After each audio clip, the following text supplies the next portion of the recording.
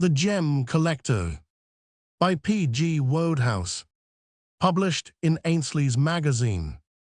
December 1909. Chapter Roman 1. The supper room of the Savoy Hotel was all brightness and glitter and gaiety, but Sir James Willoughby Pitt, Baronet of the United Kingdom, looked round about him through the smoke of his cigarette, and felt moodily that this was a flat world despite the geographers, and that he was very much alone in it. He felt old. If it is ever allowable for a young man of 26 to give himself up to melancholy reflections, Jimmy Pitt might have been excused for doing so at that moment 9 years ago. He had dropped out, or to put it more exactly, had been kicked out, and had ceased to belong to London, and now he had returned to find himself in a strange city. Jimmy Pitt's complete history would take long to write, for he had contrived to crowd much into those 9 years. Abridged, it may be told as follows. There were 2 brothers, a good brother and a bad brother, Sir Eustace Pitt. The latter married money. John, his younger brother, remained a bachelor. It may be mentioned, to check needless sympathy, that there was no rivalry between the 2. John Pitt had not the slightest desire to marry the lady of his brother's choice, or any other lady. He was a self-sufficing man, who from an early age showed signs of becoming some day a financial magnate. Matters went on much the same after the marriage. John continued to go to the city, Eustace to the dogs. Neither brother had any money of his own. The fortune of the Pitts having been squandered to the ultimate farthing by the sportive gentleman who had held the title in the days of the Regency, when White's and the cocoa tree were in their prime, and fortunes had a habit of disappearing in a single evening. 4 years after the marriage, Lady Pitt died, and the widower, having spent 3 years and a half at Monte Carlo working out an infallible system for breaking the bank to the great contentment of Mons Blanc and the management in general, proceeded to the gardens, where he shot himself in the orthodox manner, leaving many liabilities, few assets, and 1 son. The good brother, by this time a man of substance in Lombard Street, adopted the youthful successor to the title, and sent him to a series of schools, beginning with a kindergarten and ending with Eton. Unfortunately, Eton demanded from Jimmy a higher standard of conduct than he was prepared to supply, and a week after his 17th birthday his career as an Etonian closed prematurely. John Pitt thereupon delivered an ultimatum. Jimmy could choose between the smallest of small posts in his uncle's business and £100 in banknotes, coupled with the usual hand-washing and disowning. Jimmy would not have been his father's son if he had not dropped at the money. The world seemed full to him of possibilities for a young man of parts with £100 in his pocket. He left for Liverpool that day, and for New York on the morrow. For the next 9 years, he is off the stage, which is occupied by his Uncle John, proceeding from strength to strength, now head partner, next chairman of the company into which the business had been converted, and finally a member of Parliament, silent as a wax figure, but a great comfort to the party by virtue of liberal contributions to its funds. It may be thought curious that he should make Jimmy his heir after what had happened, but it is possible that time had softened his resentment, or he may have had a dislike for public charities, the only other claimant for his wealth. At any rate, it came about that Jimmy, reading in a Chicago paper that if Sir James Willoughby Pitt, Baronet, would call upon Messrs. Snell, Hazlewood, and Delane, solicitors of Lincoln's Inn Fields, London, he would hear of something to his advantage, had called, and heard something very much to his advantage. Wherefore we find him on this night of July, supping in lonely magnificence at the Savoy, and feeling at the moment far less conscious of the magnificence than of the loneliness.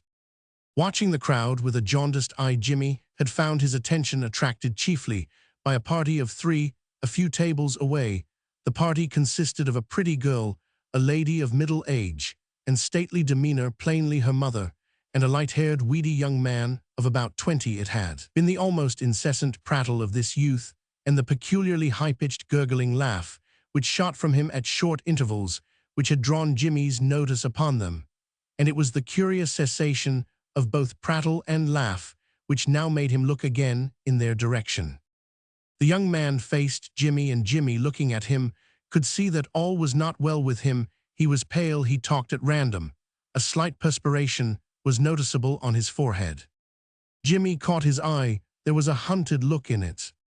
Given the time and the place, there were only two things which could have caused that look. Either the light-haired young man had seen a ghost, or he had suddenly realized that he had not enough money to pay the check. Jimmy's heart went out to the sufferer.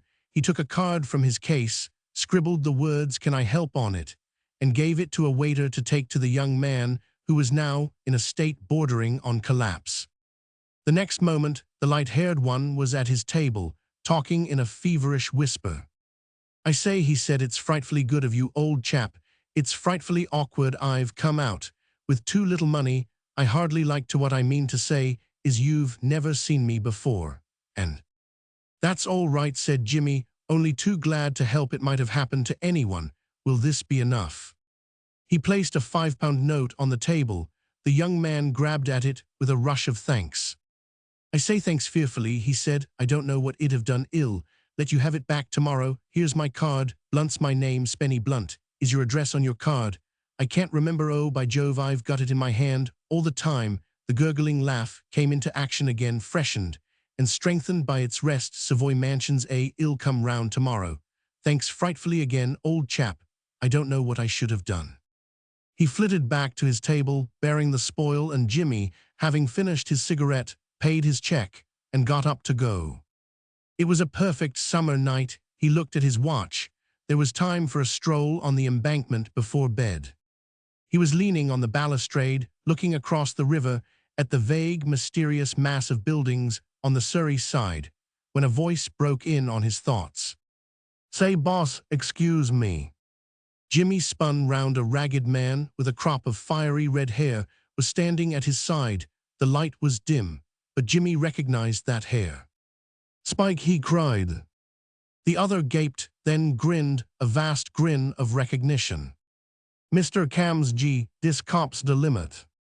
3 years had passed since Jimmy had parted from Spike Mullins, Red Spike, to the New York police, but time had not touched him. To Jimmy, he looked precisely the same as in the old New York days.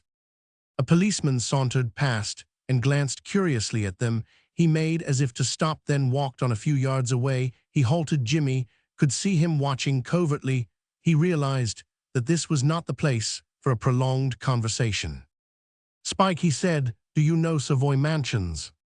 "Sure, foist to de left across de way." "Come on there. I'll meet you at the door. We can't talk here. That cop's got his eye on us." He walked away. As he went, he smiled. The policeman's inspection had made him suddenly alert and on his guard. Yet, why, what did it matter to Sir James Pitt, Baronet, if the whole police force of London stopped and looked at him? "Queer thing, habit," he said, as he made his way across the road. Chapter II. A black figure detached itself from the blacker shadows and shuffled stealthily to where Jimmy stood on the doorstep. "That you, Spike?" asked Jimmy in a low voice. "That's right, Mr. Cams. Come on in." He led the way up to his rooms, switched on the electric light, and shut the door. Spike stood blinking at the sudden glare. He twirled his battered hat in his hands. His red hair shone fiercely. Jimmy inspected him out of the corner of his eye and came to the conclusion that the Mullins finances must be at a low ebb. Spike's costume differed in several important details from that of the ordinary well-groomed man about town. There was nothing of the flaneur about the Bowery boy. His hat was of the soft black felt fashionable on the east side of New York. It was in condition and looked as if it had been up too late the night before. A black tail coat, burst at the elbows, stained with mud, was tightly buttoned across his chest, this evidently with the idea of concealing the fact that he wore no shirt. An attempt which was not wholly successful. A pair of gray flannel trousers and boots, out of which 2 toes peeped coyly, completed the picture. Even Spike himself seemed to be aware that there were points in his appearance which would have distressed the editor of a men's fashion paper. "'Scuse de said duds," he said, "me man's been and mislaid de trunk wit me best suit in dis, is me number 2. "Don't mention it, Spike," said Jimmy. "You look like a matinee idol. Have a drink." Spike's eye gleamed. As he reached for the decanter, he took a seat. "Cigar, Spike?" "Sure, thanks, Mr. Cams." Jimmy lit his pipe. Spike, after a few genteel sips, threw off his restraint and finished the rest of his glass at a gulp. "Try another," suggested Jimmy. Spike's grin showed that the idea had been well received. Jimmy sat and smoked in silence for a while. He was thinking the thing over. He had met Spike Mullins for the first time in rather curious circumstances in New York, and for 4 years the other had followed him with a fidelity which no dangers or hardships could affect. Whatever Mr. Cams did, said, or thought was to Spike the best possible act, speech, or reflection of which man was capable. For 4 years their partnership had continued, and then, conducting a little adventure on his own account in Jimmy's absence, Spike had met with one of those accidents which may happen to anyone. The police had gathered him in, and he had passed out of Jimmy's life. What was puzzling Jimmy was the problem of what to do with him now that he had re-entered it. Mr. Cams was one man, Sir James Willoughby Pitt Baronet another. On the other hand, Spike was plainly in low water and must be lent a helping hand. Spike was looking at him over his glass with respectful admiration. Jimmy caught his eye and spoke. "Well, Spike," he said, "curious us meeting like this." "The limit," agreed Spike. "I can't imagine you 3,000 miles away from New York. How do you know the cars still run both ways on Broadway?" A wistful look came into Spike's eye. "I thought it was time I give old Lunnon a call. De cops seemed like as if they didn't have no use for me in New York. Day don't give de glad smile to a boy out of prison." "Poor old Spike," said Jimmy. "You've had bad luck, haven't you?" "Fierce," agreed the other. "But whatever induced you to try for that safe without me? They were bound to get you. You should have waited." "That's right, boss. If I never says another word, I was a farmer for fair at de game without yous. But I thought I'd try to do something so dat I'd have something to show yous when you come back. So I says, here's dis safe, and here's me, and I'll get busy wit it, and den Mr. Cams will be pleased for fair when he gets back. So I has a try, and dey gets me while I am at it. Well, cut out dat part. Well, it's over now at any rate. What have you been doing since you came to England?" "Gettin' moved on by de cops, mostly, and sleepin' in de park." "Well, you needn't sleep in the park any more, Spike. You can pitch your moving tent with me, and y'all want some clothes. Well, get those tomorrow. You're the sort of figure they can fit off the peg. You're not too tall, which is a good thing." "Bad ting for me, Mr. Cams. If I'd been taller, I'd have stood for being a New York cop, and been buying a brownstone house on 5th Avenue by this. It's de cops makes de big money in old Manhattan. That's who it is." "You're right there," said Jimmy. "At least partly, I suppose. Half the New York force does get rich by graft. There are honest men among them, but we didn't happen to meet them." "That's right, we didn't dare," was old man McEachern. "McEachern, yes. If any of them got rich, he would be the man. He was the worst grafter of the entire bunch. I could tell you some stories about old Pat McEachern. Spike, if half those yarns were true, he must be a wealthy man by now. We shall hear of him running for mayor one of these days."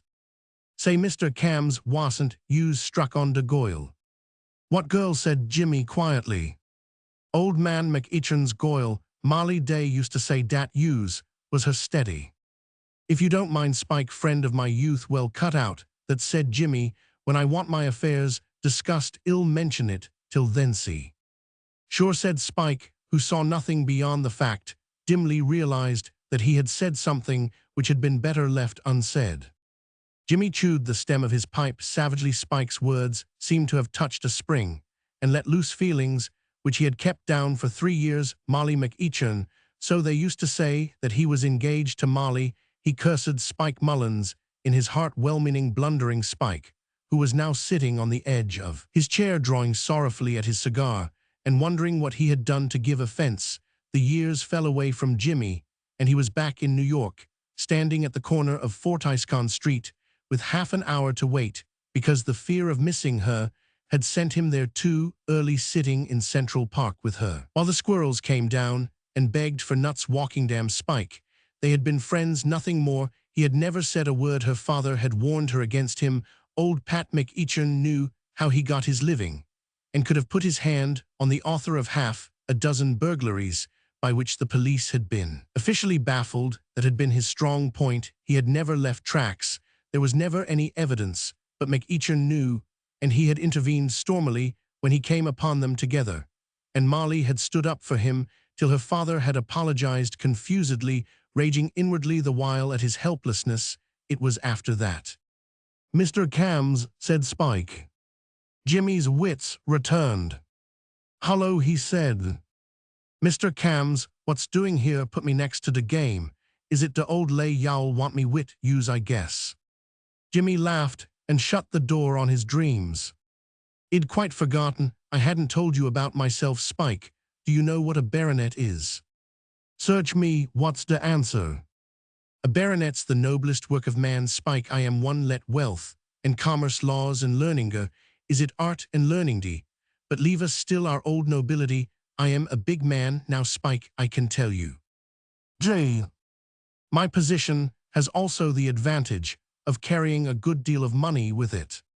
Plunks. You have grasped it, plunks, dollars, doubloons. I line up with the thickwads now, Spike. I don't have to work to turn a dishonest penny any longer." The horrid truth sank slowly into the other's mind. "Say what, Mr. Cams, yous don't need to go on to old lay no more.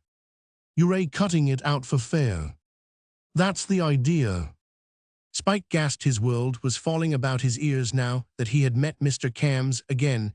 He had looked forward to a long and prosperous partnership in crime, with always the master mind behind him to direct his movements and check him if he went wrong. He had looked out upon the richness of London, and he had said, with Blücher, what a city to loot. And here was his leader shattering his visions with a word. "Have another drink, Spike," said the lost leader sympathetically. "It's a shock to you, I guess." "I taught Mr. Cams." "I know you did, and I am very sorry for you. But it can't be helped, noblesse oblige, Spike. We of the old aristocracy mustn't do these things. We should get ourselves talked about." Spike sat silent with a long face. Jimmy slapped him on the shoulder. "After all," he said, "living honestly may be the limit. For all we know, numbers of people do it, I've heard, and enjoy themselves tremendously. We must give it a trial, Spike. Well, go out together and see life. Pull yourself together and be cheerful, Spike." After a moment's reflection, the other grinned, howbeit faintly. "That's right," said Jimmy. "Pit y'all be the greatest success ever in society. All you have to do is to brush your hair, look cheerful, and keep your hands off the spoons, for in society, Spike, they invariably count them after the departure of the last guest." "Sure," said Spike, as one who thoroughly understood this sensible precaution. "And now," said Jimmy, "we'll be turning in. Can you manage sleeping on the sofa for one night?" "Gee, I've been sleepin' onder embankment all de last week. Dis is to de good, Mr. Cams." Chapter Roman 3. In the days before the Welshman began to expend his surplus energy in playing football, he was accustomed, whenever the monotony of his everyday life began to oppress him, to collect a few friends and make raids across the border into England, to the huge discomfort of the dwellers on the other side. It was to cope with this habit that Corvan Abbey in Shropshire came into existence. It met a long-felt want, ministering to the spiritual needs of the neighborhood in times of peace. It became a haven of refuge. When trouble began from all sides, people poured into it, emerging cautiously when the marauders had disappeared. In the whole history of the Abbey, there is but one instance recorded of a bandit attempting to take the place by storm, and the attack was an emphatic failure on receipt of one ladle full of molten lead, aimed to a nicety by John the Novice, who seems to have been anything but a novice at marksmanship. This warrior retired done to a turn to his mountain fastnesses, and is never heard of again. He would seem, however, to have passed the word round among his friends, for subsequent raiding parties studiously avoided the abbey, and a peasant who had succeeded in crossing its threshold was for the future considered to be home and out of the game. Corvan Abbey, as a result, grew in power and popularity. Abbot succeeded abbot. The lake at the foot of the hill was restocked at intervals. The lichen grew on the walls, and still the abbey endured. But time, assisted by His Majesty, King Henry VIII, had done its work. The monks had fled, the walls had crumbled, and in the 20th century The abbey was a modern country house, and the owner a rich American. Of this gentleman, the world knew but little. That he had made money, and a good deal of it was certain. His name, Patrick McEachin, suggested Irish parentage, and a slight brogue, noticeable, however, only in moments of excitement, supported this theory. He had arrived in London some 4 years back, taken rooms at the Albany, and gone into society. England still firmly believes that wealth accrues to every resident of New York by some mysterious process not understandable of the Briton McEachin, and his money were accepted by society without question. His solecisms, which at first were numerous, were passed over, as so quaint and refreshing people liked his rugged good humor. He speedily made friends among them Lady Jane Blunt, the still youthful widow of a man about town, who, after trying for several years to live at the rate of 10,000 per annum, with an income of 2.5, had finally given up the struggle, and drank himself peacefully into the tomb, leaving her in sole charge of their one son Spencer Archbold. Possibly because he was the exact antithesis of the late lamented Lady Jane, found herself drawn to Mr. McEachin. Whatever his faults, he had strength, and after her experience of married life with a weak man, Lady Jane had come to the conclusion that strength was the only male quality worth consideration. When a year later McEachin's daughter Molly had come over, it was Lady Jane who took her under her wing and introduced her everywhere. In the 5th month of the 2nd year of their acquaintance, Mr. McEachin proposed, and was accepted. The bridegroom said, "A society paper is one of those typical captains of industry, of whom our cousins across the street can boast so many, tall, muscular, square-shouldered, with the bulldog jaw and twinkling gray eye of the born leader. You look at him and turn away satisfied you have seen a man." Lady Jane, who had fallen in love with the abbey some years before during a visit to the neighborhood, had prevailed upon her square-shouldered lord to turn his twinkling gray eye in that direction, and the captain of industry, with the remark that here at last was a real bully old surefire English stately home, had sent down builders, and their like, not in single spies, but in battalions, with instructions to get busy. The results were excellent. A happy combination of deep purse on the part of the employer and excellent taste on the part of the architect had led to the erection of one of the handsomest buildings in Shropshire. To stand on the hill at the back of the house was to see a view worth remembering. The lower portion of the hill between the house and the lake had been cut into broad terraces. The lake itself, with its island, with the little boathouse in the center, was a glimpse of fairyland. Mr. McEachin was not poetical, but he had secured, as his private sanctum, a room which commanded this view. He was sitting in this room one evening about a week after the meeting between Spenny and Jimmy Pitt at the Savoy. "See here, Jane," he was saying, "this is my point. I've been fixing up things in my mind, and this is the way I make it out. I reckon there's no sense in taking risks when you needn't. You've a mighty heightened bunch of guests here. I'm not saying you haven't. What I say is it would make us all feel more comfortable if we knew there was a detective in the house, keeping his eyes skinned. I'm not alluding to any of them in particular, but how are we to know that all these social headliners are on the level? If you mean our guests, Pat, I can assure you that they are all perfectly honest." Lady Jane looked out of the window as she spoke at a group of those under discussion. Certainly, at the moment, the sternest censor could have found nothing to cavil at in their movements. Some were playing tennis, some clock golf, and the rest were smoking. She had frequently complained, in her gentle, languid way, of her husband's unhappily suspicious nature. She could never understand it. For her part, she suspected no one she liked, and trusted everybody, which was the reason why she was so popular and so often taken in. Mr. McEachin looked bovine, as was his habit when he was endeavoring to gain a point against opposition.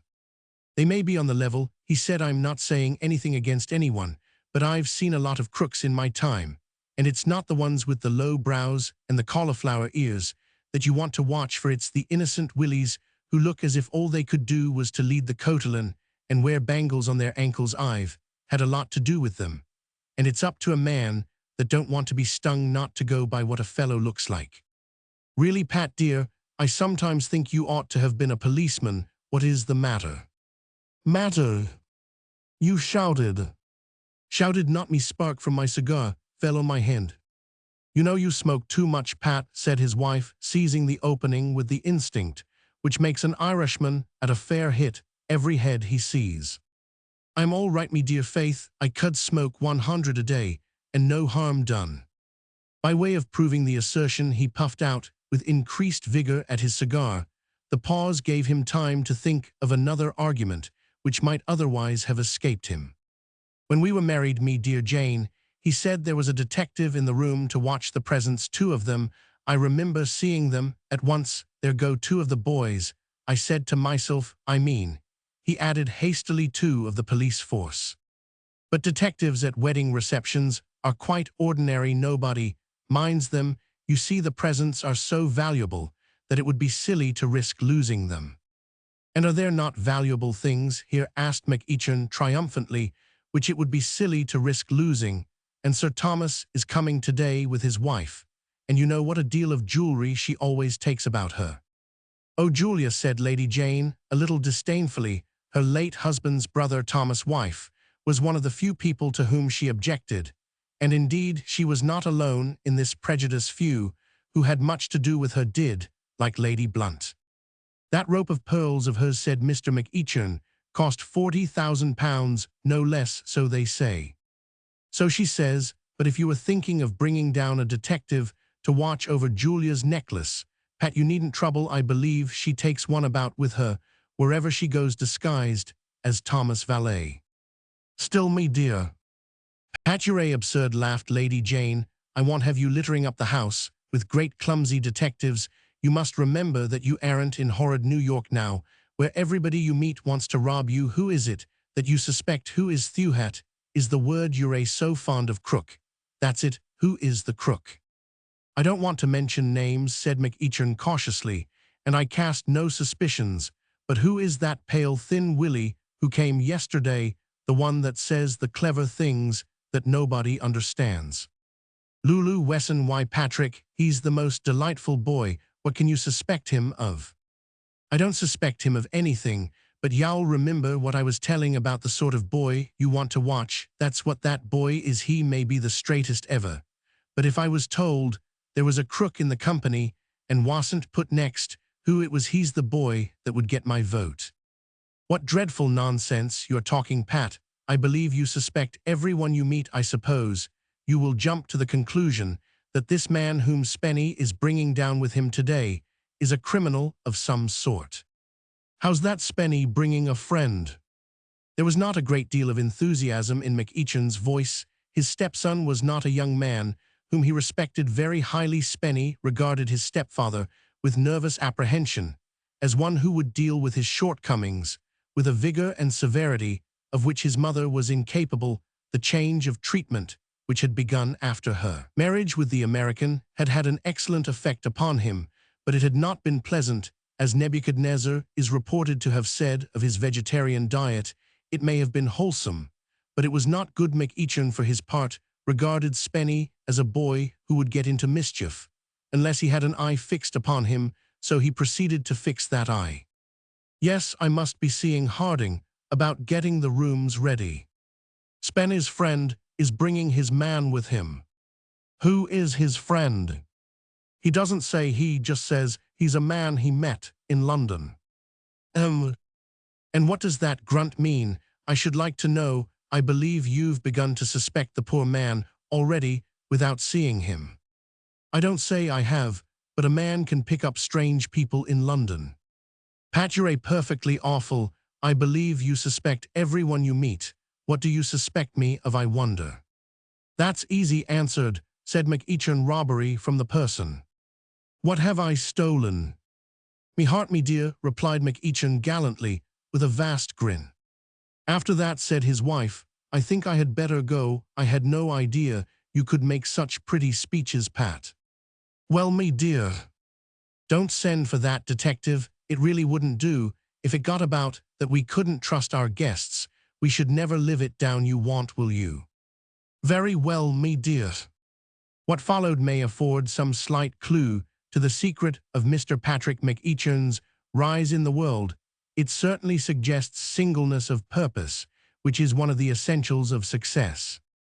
No sooner had the door closed behind Lady Jane than he went to his writing table, took pen and paper, and wrote the following letter. To the manager, Raggers, Detective Agency, Holborn Bars, London, E. Roman, 100, sir. With reference to my last of the 28th ult, I should be glad if you would send down immediately one of your best men, and making arrangements to receive him, shall be glad if you will instruct him as follows, viz. That he shall stay at the village inn in character of American, seeing sights of England and anxious to inspect the Abbey, B, that he shall call and ask to see me. I shall then recognize him as old New York friend, and move his baggage from above inn to the Abbey. Yours faithfully, P. McKitchen. P.S. Kindly not send a rube, but a real smart man. This brief but pregnant letter cost him some pains in its composition. He was not a ready writer, but he completed it at last to his satisfaction. There was a crisp purity in the style which pleased him. He read it over and put in a couple of commas. Then he placed it in an envelope and lit another cigar. Chapter Roman 4. Jimmy's acquaintance with Spenny Blunt had developed rapidly in the few days following their first meeting. Spenny had called next morning to repay the loan, and 2 days later had invited Jimmy to come down to Shropshire with him, which invitation Jimmy, bored with London, had readily accepted. Spike he had decided to take with him in the role of valet. The Bowery boy was probably less fitted for the post than anyone has ever been since the world began, but it would not do to leave him at Savoy Mansions. It had been arranged that they should meet Spenny at Paddington Station, accompanied by Spike, who came within an ace of looking almost respectable in new blue serge. Jimmy arrived at Paddington with a quarter of an hour to spare. Nearly all London seemed to be at the station. With the exception of Spenny, of that light-haired and hearted youth, there were no signs, but just as the train was about to start, the missing one came skimming down the platform and hurled himself in. For the first 10 minutes, he sat panting. At the conclusion of that period, he spoke. "Dash it," he said, "I've suddenly remembered. I never telegraphed home to let him know what train we were coming by. Now what'll happen is that there won't be anything at Corvan to meet us and take us up to the Abbey, and you can't get a cab. They don't grow such things." "How far is it to walk?" "5 solid miles, and uphill most of the way, and I've got a bad foot." "As a matter of fact," said Jimmy, "it's just possible that we shall be met. After all, while I was waiting for you at Paddington, I heard a man asking if he had to change for Corvan. He may be going to the Abbey too." "What sort of a looking man?" "Tall, thin, rather a wreck." "Probably my Uncle Thomas. Frightful man, always trying to roast a chap, don't you know. Still, there's one consolation. If it is Uncle Thomas, they'll have sent the automobile for him. I shouldn't think he'd ever walked more than 100 yards in his natural, not at a stretch. He generally stays with us. In the summer, I wonder if he's bringing Aunt Julia with him. You didn't see her, I suppose, by any chance. Tall, and talks to beat the band. He married her for her money," concluded Spenny charitably. "Isn't she attractive either?" "Aunt Julia," said Spenny with feeling, "is the absolute limit. Wait till you see her. Sort of woman who makes you feel that your hands are the color of a frightful tomato, and the size of a billiard table, if you know what I mean. By gad, though you should see her jewels. It's perfectly beastly the way that woman crams them on. She's got one rope of pearls, which is supposed to have cost £40,000. Look out for it tonight at dinner. It's worth seeing." Jimmy Pitt was distressed to feel distinct symptoms of a revival of the old Adam as he listened to these alluring details. It was trying a reformed man a little high, he could not help thinking with some indignation, to dangle £40,000 worth of pearls before his eyes over the freshly turned sods of the grave of his past. It was the sort of test which might have shaken the resolution of the oldest established brand from the burning. He could not keep his mind from dwelling on the subject. Even the fact that commercially was no need for him to think of such things could not restrain him. He was rich now, and could afford to be honest. He tried to keep that fact steadily before him, but instinct was too powerful. His operations in the old days had never been conducted purely with an eye to financial profit. He had collected gems almost as much for what they were as for what they could bring. Many a time had the faithful Spike bewailed the flaw in an otherwise admirable character, which had induced his leader to keep a portion of the spoil. Instead of converting it at once into good dollar bills, it had had to go sooner or later but Jimmy had always clung to it as long as possible to spike a diamond brooch of cunning workmanship, was merely the equivalent of so many plunks that a man otherwise more than sane should value a jewel for its own sake, was to him an inexplicable thing. Jimmy was still deep in thought when the train, which had been taking itself less seriously for the last half-hour, stopping at stations of quite minor importance, and generally showing a tendency to dawdle, halted again aboard with the legend Corvin in large letters, showed that they had reached their destination. "Here we are," said Spenny. "Hop out. Now what's the betting that there isn't room for all of us in the bubble?" From farther down the train, a lady and gentleman emerged. "That's the man, is that your uncle?" said Jimmy. "Guilty," said Spenny gloomily. "I suppose we'd better go and tackle them. Come on." They walked up the platform to where Sir Thomas stood smoking a meditative cigar and watching in a dispassionate way the efforts of his wife to bully the solitary porter attached to the station into a frenzy. Sir Thomas was a very tall, very thin man with cold eyes and tight, thin lips. His clothes fitted him in the way clothes do fit one man in 1,000. They were the best part of him. His general appearance gave one the idea that his meals did him little good, and his meditations rather less. His conversation, off which there was not a great deal, was designed for the most part to sting. Many years' patient and painstaking sowing of his wild oats had left him at 56 with few pleasures, but among those that remained he ranked high the discomforting of his neighbors. "This is my friend Pitt, uncle," said Spenny, presenting Jimmy with a motion of the hand. Sir Thomas extended 3 fingers. Jimmy extended 2, and the handshake was not a success. At this point in the interview, Spike came up chuckling amiably with a magazine in his hand. "Peachy," said Spike, "say Mr. Cams de Mug, what wrote dis piece, must ha' been livin' out in de woods for fair. His stunt ain't written sure. Say dere's a gazebo what wants to get busy wit de heroines, jewels, what's locked in de drawer in de dressin' room. So dis mug, what do yous tink he does?" "Why, another friend of yours?" Spenny inquired Sir Thomas politely, eyeing the red-haired speaker with interest. "It's." He looked appealingly at Jimmy. "It's only my man," said Jimmy. "Spike," he added in an undertone to the woods, "chase yourself. It's not up to you to do stunts on this beat. Fade away." "Sure," said the abashed Spike, restored to a sense of his position. "Dat's right, I've got wheels in me cocoa. That's what I've got. Common button in here. Sorry, Mr. Cams, sorry, gents, me for the tall grass." He trotted away.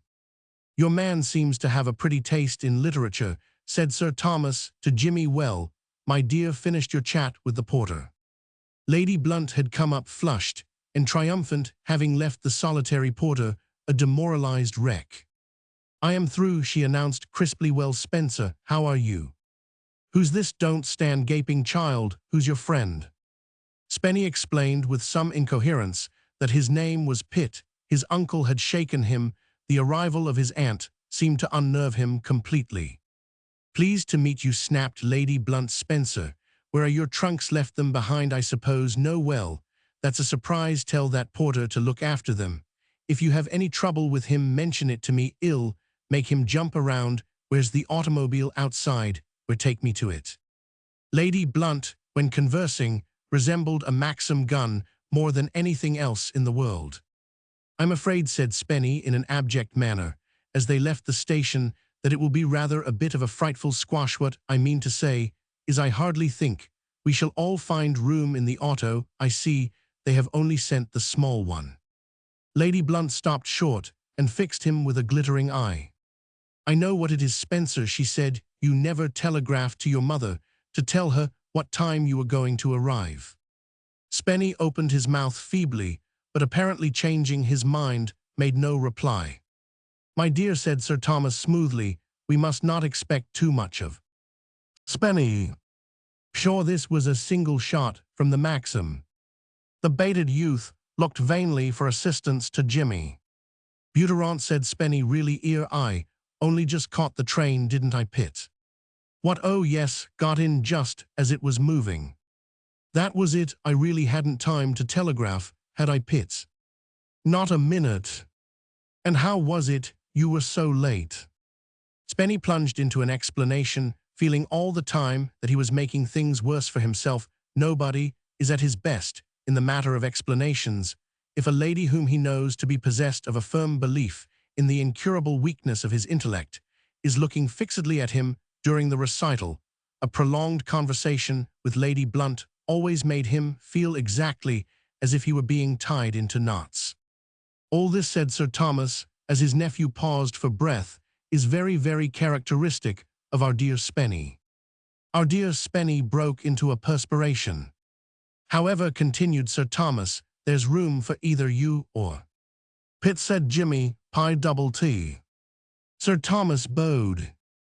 In front with the chauffeur, if you care to take the seat. Ill walk, said Jimmy, id rather. Frightfully good of you, old chap, whispered Spenny. Sure you don't mind? I do hate walking, and my foot's hurting fearfully. Which is my way? Straight as you can go, you go to the Spenny, said Sir Thomas suavely.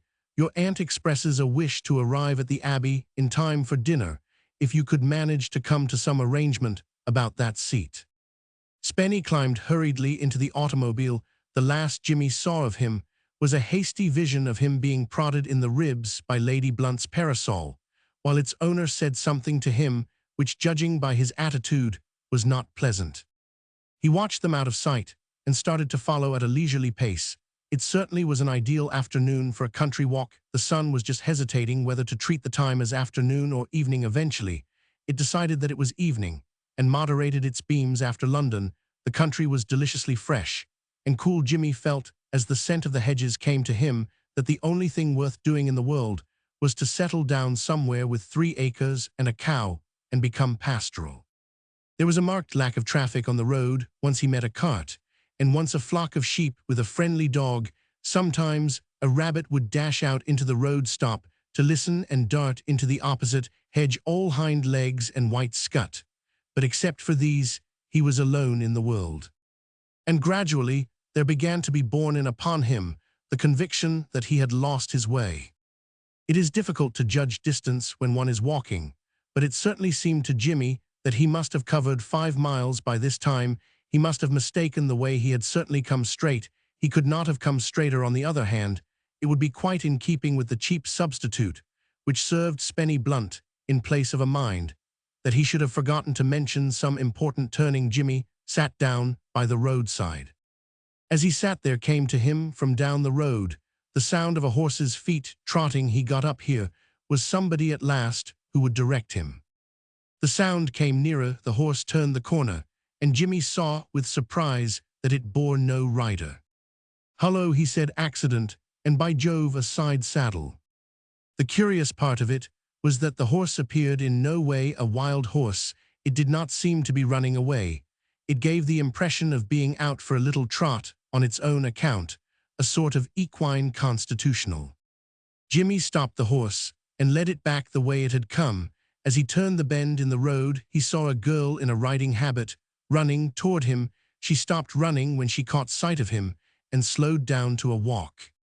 "Thank you so much," she said, taking the reins from him. "Oh, dandy, you naughty old thing."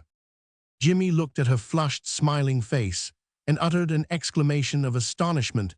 The girl was staring at him open-eyed. "Molly," he cried. "Jimmy!" And then a curious feeling of constraint fell simultaneously upon them both. Chapter Roman 5. How are you, Molly? "Quite well, thank you, Jimmy." A pause. "You're looking very well." "I'm feeling very well. How are you?" "Quite well, thanks, very well indeed." Another pause. And then their eyes met, and at the same moment they burst out laughing. "Your manners are beautiful, Jimmy, and I am so glad you're so well. What an extraordinary thing, us meeting like this. I thought you were in New York." "I thought you were. You haven't altered a bit, Molly." "Nor have you. How queer this is. I can't understand it." "Nor can Roman one. I don't want to. I'm satisfied without. Do you know, before I met you, I was just thinking I hadn't a single friend in this country. I am on my way to stay with a man I've only known a few days, and his people whom I don't know at all. and a bunch of other guests whom I've never heard of, and his uncle who's a sort of human icicle, and his aunt who makes you feel like 30 cents directly. She starts to talk to you, and the family watchdog who will probably bite me. But now you must live near here, or you wouldn't be chasing horses about this road. I live at a place called Corvin Abbey. What Corvin Abbey? Why, that's where I am going. Jimmy, oh, I see you're a Spenny's friend, but where is Spenny? At the Abbey by now. He went in the auto with his uncle and aunt. How did you meet Spenny? Oh, I did a very trifling Good Samaritan act, for which he was unduly grateful, and he adopted me from that moment. How long have you been living in England? Then I never dreamed of you being here. I've been on this side about a week. If you want my history in a nutshell, it's this rich uncle, poor nephew, deceased, uncle, rich nephew. I am a man with money, now lots of money. How nice for you, Jimmy. Father came into money too. That's how I come to be over here. I wish you and father had got on better together. Your father, my dear Molly, has a manner with people he is not fond of, which purists might call slightly abrupt. Perhaps things will be different now. The horse gave a sudden whinny. I wish you wouldn't do that sort of thing without warning, said Jimmy to it plaintively. He knows he's near home, and he knows it's his dinner time there. Now you can see the Abbey. How do you like it? They had reached a point in the road where the fields to the right sloped sharply downward. A few hundred yards away, backed by woods, stood the beautiful home, which ex-policeman McEachern had caused to be builded for him. The setting sun lit up the waters of the lake. No figures were to be seen moving in the grounds. The place resembled a palace of sleep. Well, said Molly. By Jove. Isn't it, said Molly. I am so glad you like it. I always feel as if I had invented everything round here. It hurts me if people don't appreciate it. Once I took Sir Thomas Blunt up here. It was as much as I could do to induce him to come at all. He simply won't walk. When we got to where we are standing now, I pointed and said, there. And what did he do? Moan with joy.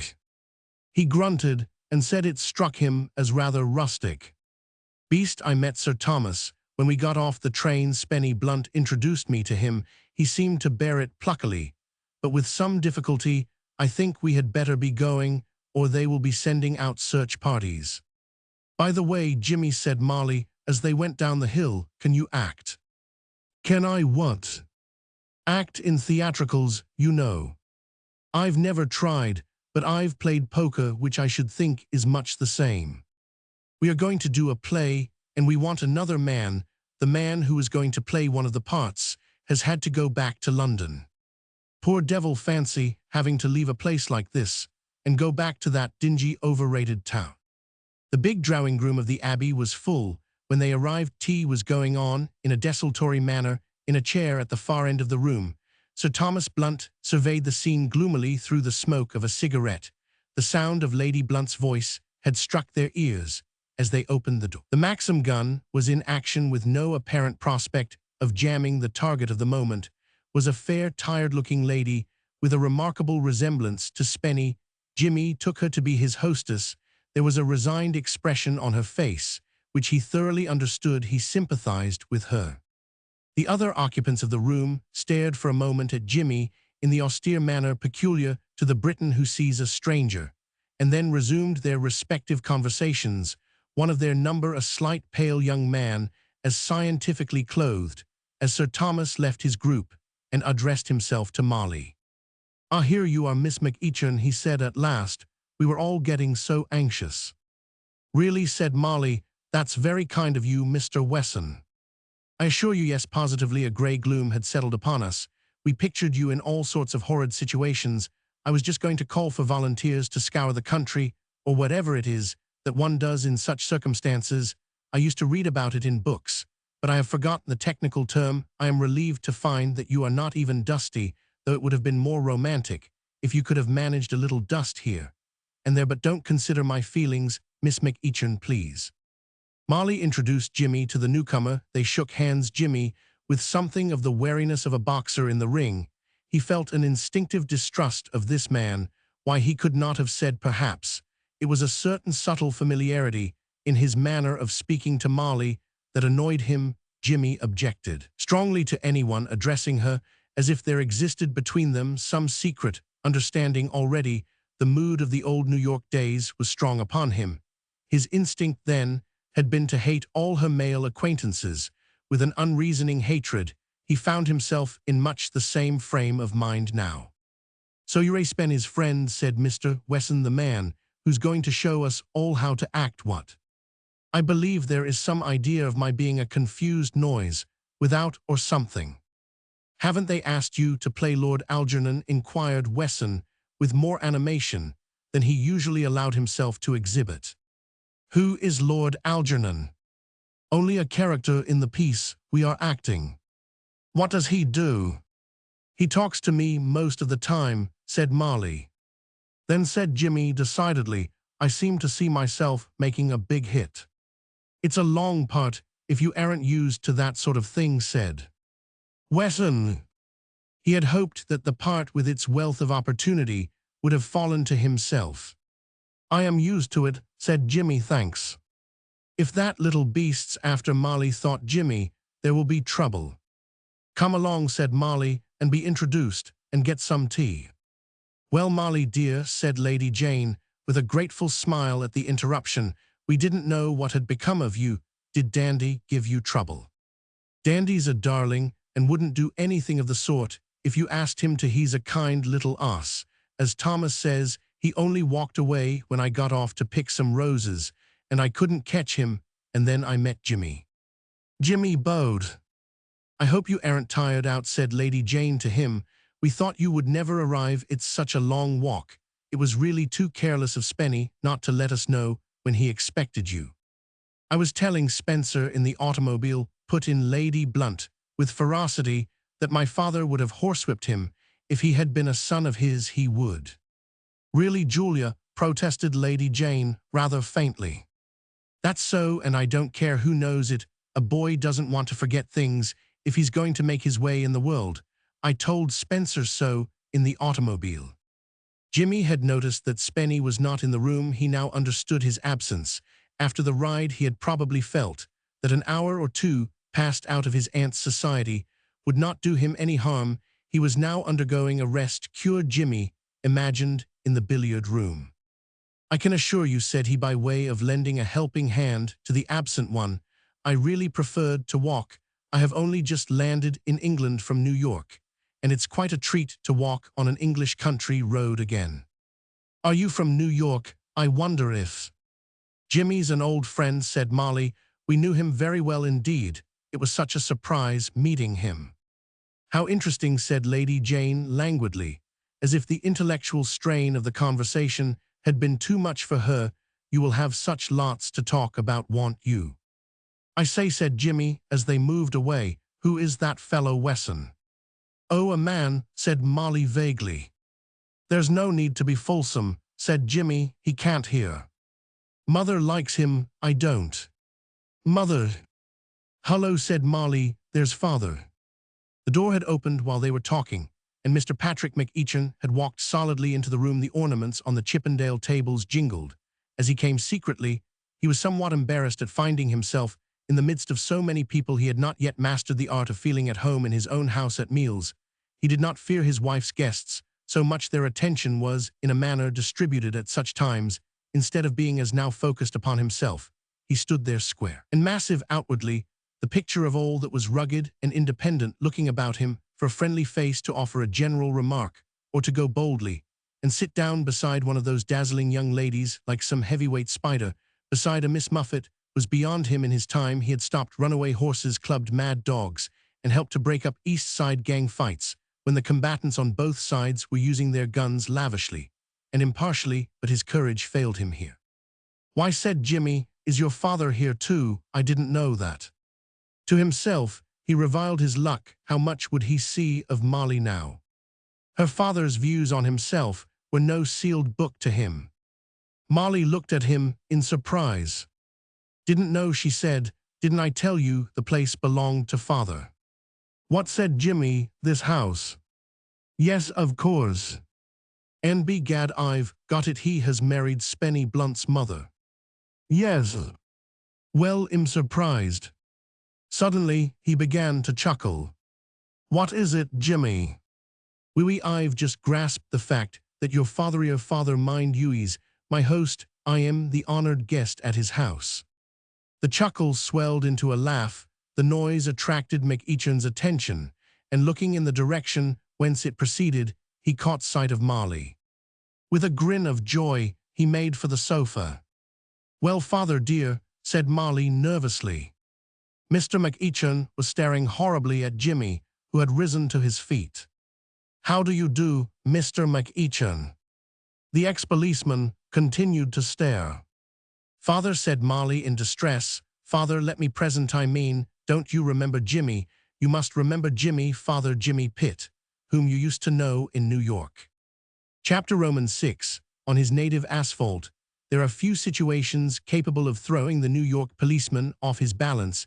In that favored clime savoir-faire is represented by a shrewd left hook at the jaw and a masterful stroke of the truncheon amounts to a satisfactory repartee. Thus shall you never take the policeman of Manhattan without his answer in other surroundings.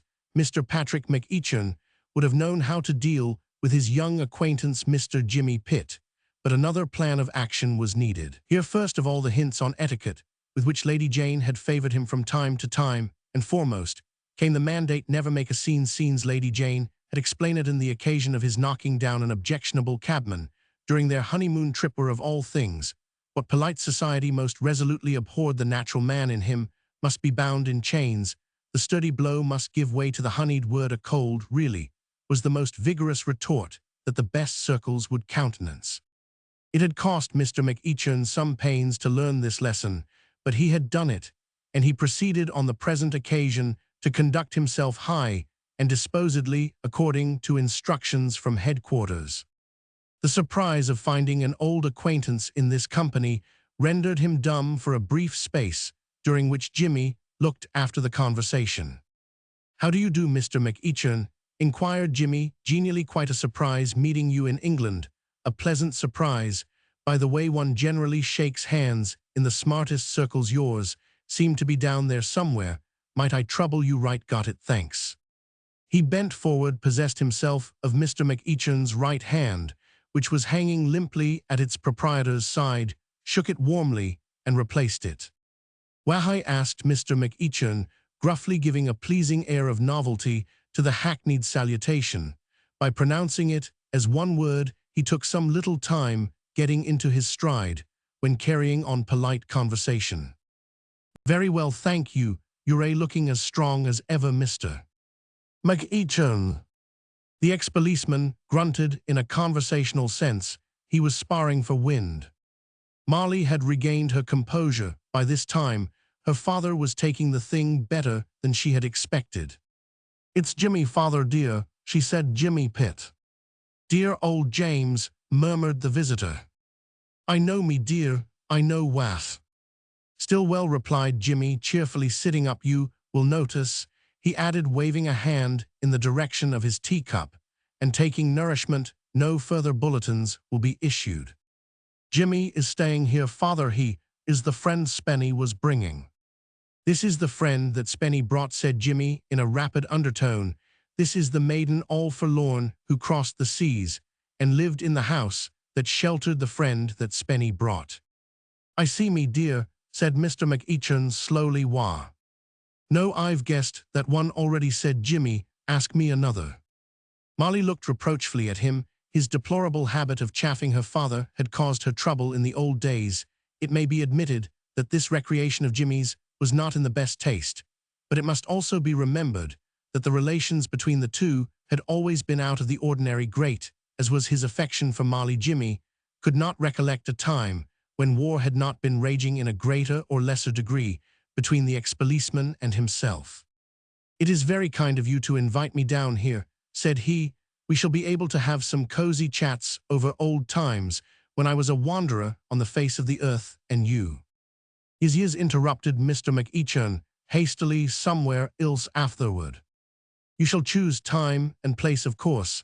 I was only going to ask you how you liked leaving the United States," put in Mr. McEachan, with an eagerness which broadened his questioner's friendly smile, as the Honorable Louis Wesson came toward them. "Well, I'm not after saying it was not a wrench at first, but I considered it best to lave Wall Street, ye understand, before. I see before you fell a victim to the feverish desire for reckless speculation, which is so marked a characteristic of the American businessman. What?" "That's it," said the other, relieved. "I too have been speculating," said Mr. Wesson, "as to whether you would care to show me the rose garden, Miss McEachin, as you promised yesterday. Of all flowers I love roses. Best you remember Bryant's lines, Miss McEachin, the rose that lives its little hour is prized beyond the sculptured flower." Jimmy interposed firmly. "I am very sorry," he said, "but the fact is Miss McEachin has just promised to take me with her to feed the fowls." "I gamble on fowls," he thought. "There must be some in a high-class establishment of this kind." "I'd quite forgotten," said Molly. "I thought you had better start at once. Nothing upsets a fowl more than having to wait for dinner." "Nonsense, me dear Molly," said Mr. McEachin, bluffly. "Run along and show Mr. Wesson the roses. Nobody wants to waste time over a bunch of hens." "Perhaps not," said Jimmy thoughtfully. "Perhaps not. I might be better employed here amusing the people by telling them all about our old New York days." And Mr. McEachin might have been observed, and was so observed by Jimmy, to swallow somewhat convulsively. "But as Molly promised," he said. "Just so," said Jimmy, "my own sentiments neatly expressed. Shall we start, Miss McEachin?" "That fella," said Mr. Wesson solemnly to his immortal soul, "is a damn bounder." And cad, he added, after a moment's reflection. The fowls lived in a little world of noise and smells at the back of the stables. The first half of the journey thither was performed in silence. Molly's cheerful little face was set in what she probably imagined to be a forbidding scowl. The tilt of her chin spoke of displeasure. "If a penny would be any use to you," said Jimmy, breaking the tension. "I am not at all pleased with you," said Molly severely. "How can you say such savage things, and me an orphan too?" "What's the trouble? What have I done?" "You know perfectly well making fun of father like that." "My dear girl, he loved it. Brainy badinage of that sort is exchanged every day in the best society. You should hear dukes and earls. The wit, the esprit, the flow of soul. Mine is nothing to it. What's this in the iron pot? Is this what you feed them? Queer birds, hens. I wouldn't touch the stuff for a fortune. It looks perfectly poisonous. Flock around you, pullets come in your thousands, all bad nuts returned. And a souvenir goes with every corpse. A little more of this putrescent mixture for you, sir. Certainly pick up your dead, pick up your dead." An unwilling dimple appeared on Molly's chin, like a sunbeam through clouds. "All the same," she said, "you ought to be ashamed of yourself." "Jimmy, I haven't time when I find myself stopping in the same house with a girl I've been looking for 3 years."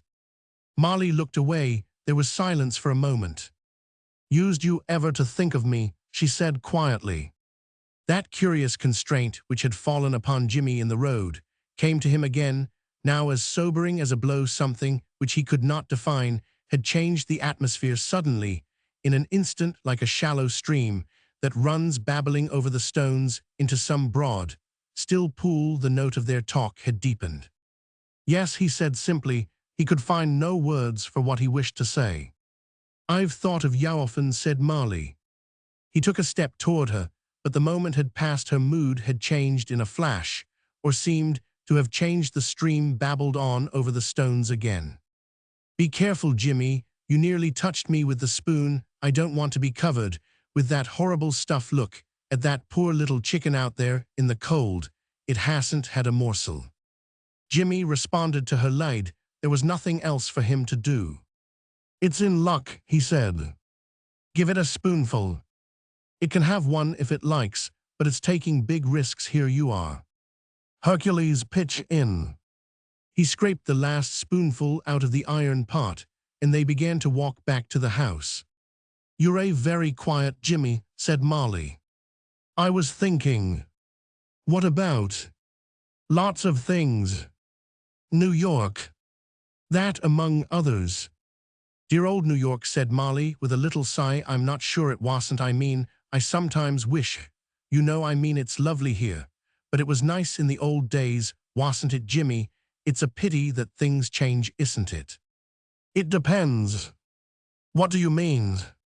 I don't mind things changing if people don't. Do you think I've changed? You said I hadn't when we met in the road. You haven't as far as looks go. Have I changed in other ways? Jimmy looked at her. I don't know, he said slowly. They were in the hall, now Keggs had just left. After beating the dressing gong, the echoes of it still lingered. Molly paused on the bottom step. I haven't, Jimmy, she said, and ran on up the stairs. Chapter Romans 7. Jimmy dressed for dinner, in a very exalted frame of mind. That night it seemed to him that he had awakened from a sort of a stupor. Life was so much fuller of possibilities than he had imagined a few days back. The sudden acquisition of his uncle's money had in a manner brought him to a halt. Till then the exhilarating feeling of having his hand against the world had lent a zest to life. There had been no monotony, there had always been obstacles one may hardly perhaps dilate on the joys of toil, in connection with him considering the precise methods by which he had supported himself. But nevertheless, his emotions when breaking the law of the United States had been akin to those of the honest worker, in so far that his operations had satisfied the desire for action which possesses every man of brains and energy. They had given him something to do. He had felt alive. His uncle's legacy had left him with a sensation of abrupt stoppage. Life had suddenly become aimless. But now everything was altered. Once more, the future was a thing of importance. Tomorrow, a day to be looked forward to with keen expectation. He tried to throw his mind back to the last occasion when he had seen Molly. He could not remember that he had felt any excessive emotion between camaraderie and love. There is a broad gulf. It had certainly never been bridged in the old New York days. Then the frank friendliness of which the American girl appears to have the monopoly had been Molly's chief charm in his eyes. It had made possible a comradeship such as might have existed between men. But now there was a difference. England seemed to have brought about a subtle change in her. Instinctively, he felt that the old friendship, adequate before, was not enough now. He wanted more. The unexpected meeting, following so closely upon Spike's careless words in London, had shown him his true feelings. Misgivings crept upon him. Had he a right? Was it fair? He looked back at the last 8 years of his life. With the eye of an impartial judge, he saw them stripped of the glamour which triumphant cunning had lent them, saw them as they would appear to Molly. He scowled at his reflection in the glass. You've been a bad lot, my son, he said. There's only one thing in your favor, and that is the fact that you've cut it all out for keeps. We must be content with that. There was a furtive rap at the door. Hello, said Jimmy. Yes. The door opened slowly. A grin surmounted by a mop of red hair appeared round the edge of it. Well, Spike, come in. What's the matter? The rest of Mr. Mullins entered the room. Gee, Mr. Cams, I wasn't sure dat dis was your room. Say, who do yous tink? I nearly bumped me cocoa agin out in de corridor. Why, old man McEachern de cop, dat's right. Yes. Sure. Say, what's he doin' on dis beat? Yous could have knocked me down wit a bit of poiper. When I see him, I pretty near went down and out. Dat's right. Me heart ain't got back home yet. Did he recognize you? Sure. He starts like an actor on top de stage when he sees he's up against de plot to ruin him, and he gives me de fierce eye. Well, I was wondering, was I on 3rd Avenue, or was I standing on me cocoa, or what was I doin'? Anyhow, den I slips off and chases myself up here. Say, Mr. Cams, can yous put me wise? What's de game? What's old man McEachern doin' stunts dis side for? It's all right, Spike, keep calm. I can explain. Mr. McEachern owns the house. On your way, Mr. Cams. What's dat? This is his house we're in now. He left the force 3 years ago, came over here, and bought this place, and here we are again, all gathered together under the same roof, like a jolly little family party. Spike's open mouth bore witness to his amazement. Den all dis belongs to him, that's it. We are his guests, Spike. But what's he goin' to do? I couldn't say. I am expecting to hear shortly, but we needn't worry ourselves. The next move's with him. If he wants to say anything about it, he must come to me. Sure, it's up to him, agreed Spike. I am quite comfortable speaking for myself. I am having a good time. How are you getting on downstairs? The limit, Mr. Cams, honest I am on pink velvet days, an old gazebo de butler kegs, his name is dat's the best ever, at handing out long voids I sit. And listen day calls me Mr. Mullins down dera, said Spike with pride. But I'm glad you're all right, there's no reason why we shouldn't have an excellent time here. I don't think that Mr. McEachin will turn us out.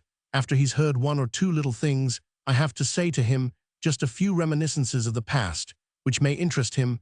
I have the greatest affection for Mr. McEachin, though he did club me once with his nightstick. But nothing shall make me stir from here for the next week at any rate. Not on your life, agreed Spike. Say Mr. Cams, he must have got a lot of plunks to buy dis place, and I know how he got dem too, dat's right. I comes from old New York myself. Hush, Spike, this is scandal. Sure, said the Bowery boy, doggedly securely mounted now on his favorite hobby horse. I knows, and yous knows, Mr. Cams, gee, I wish I'd been a cop.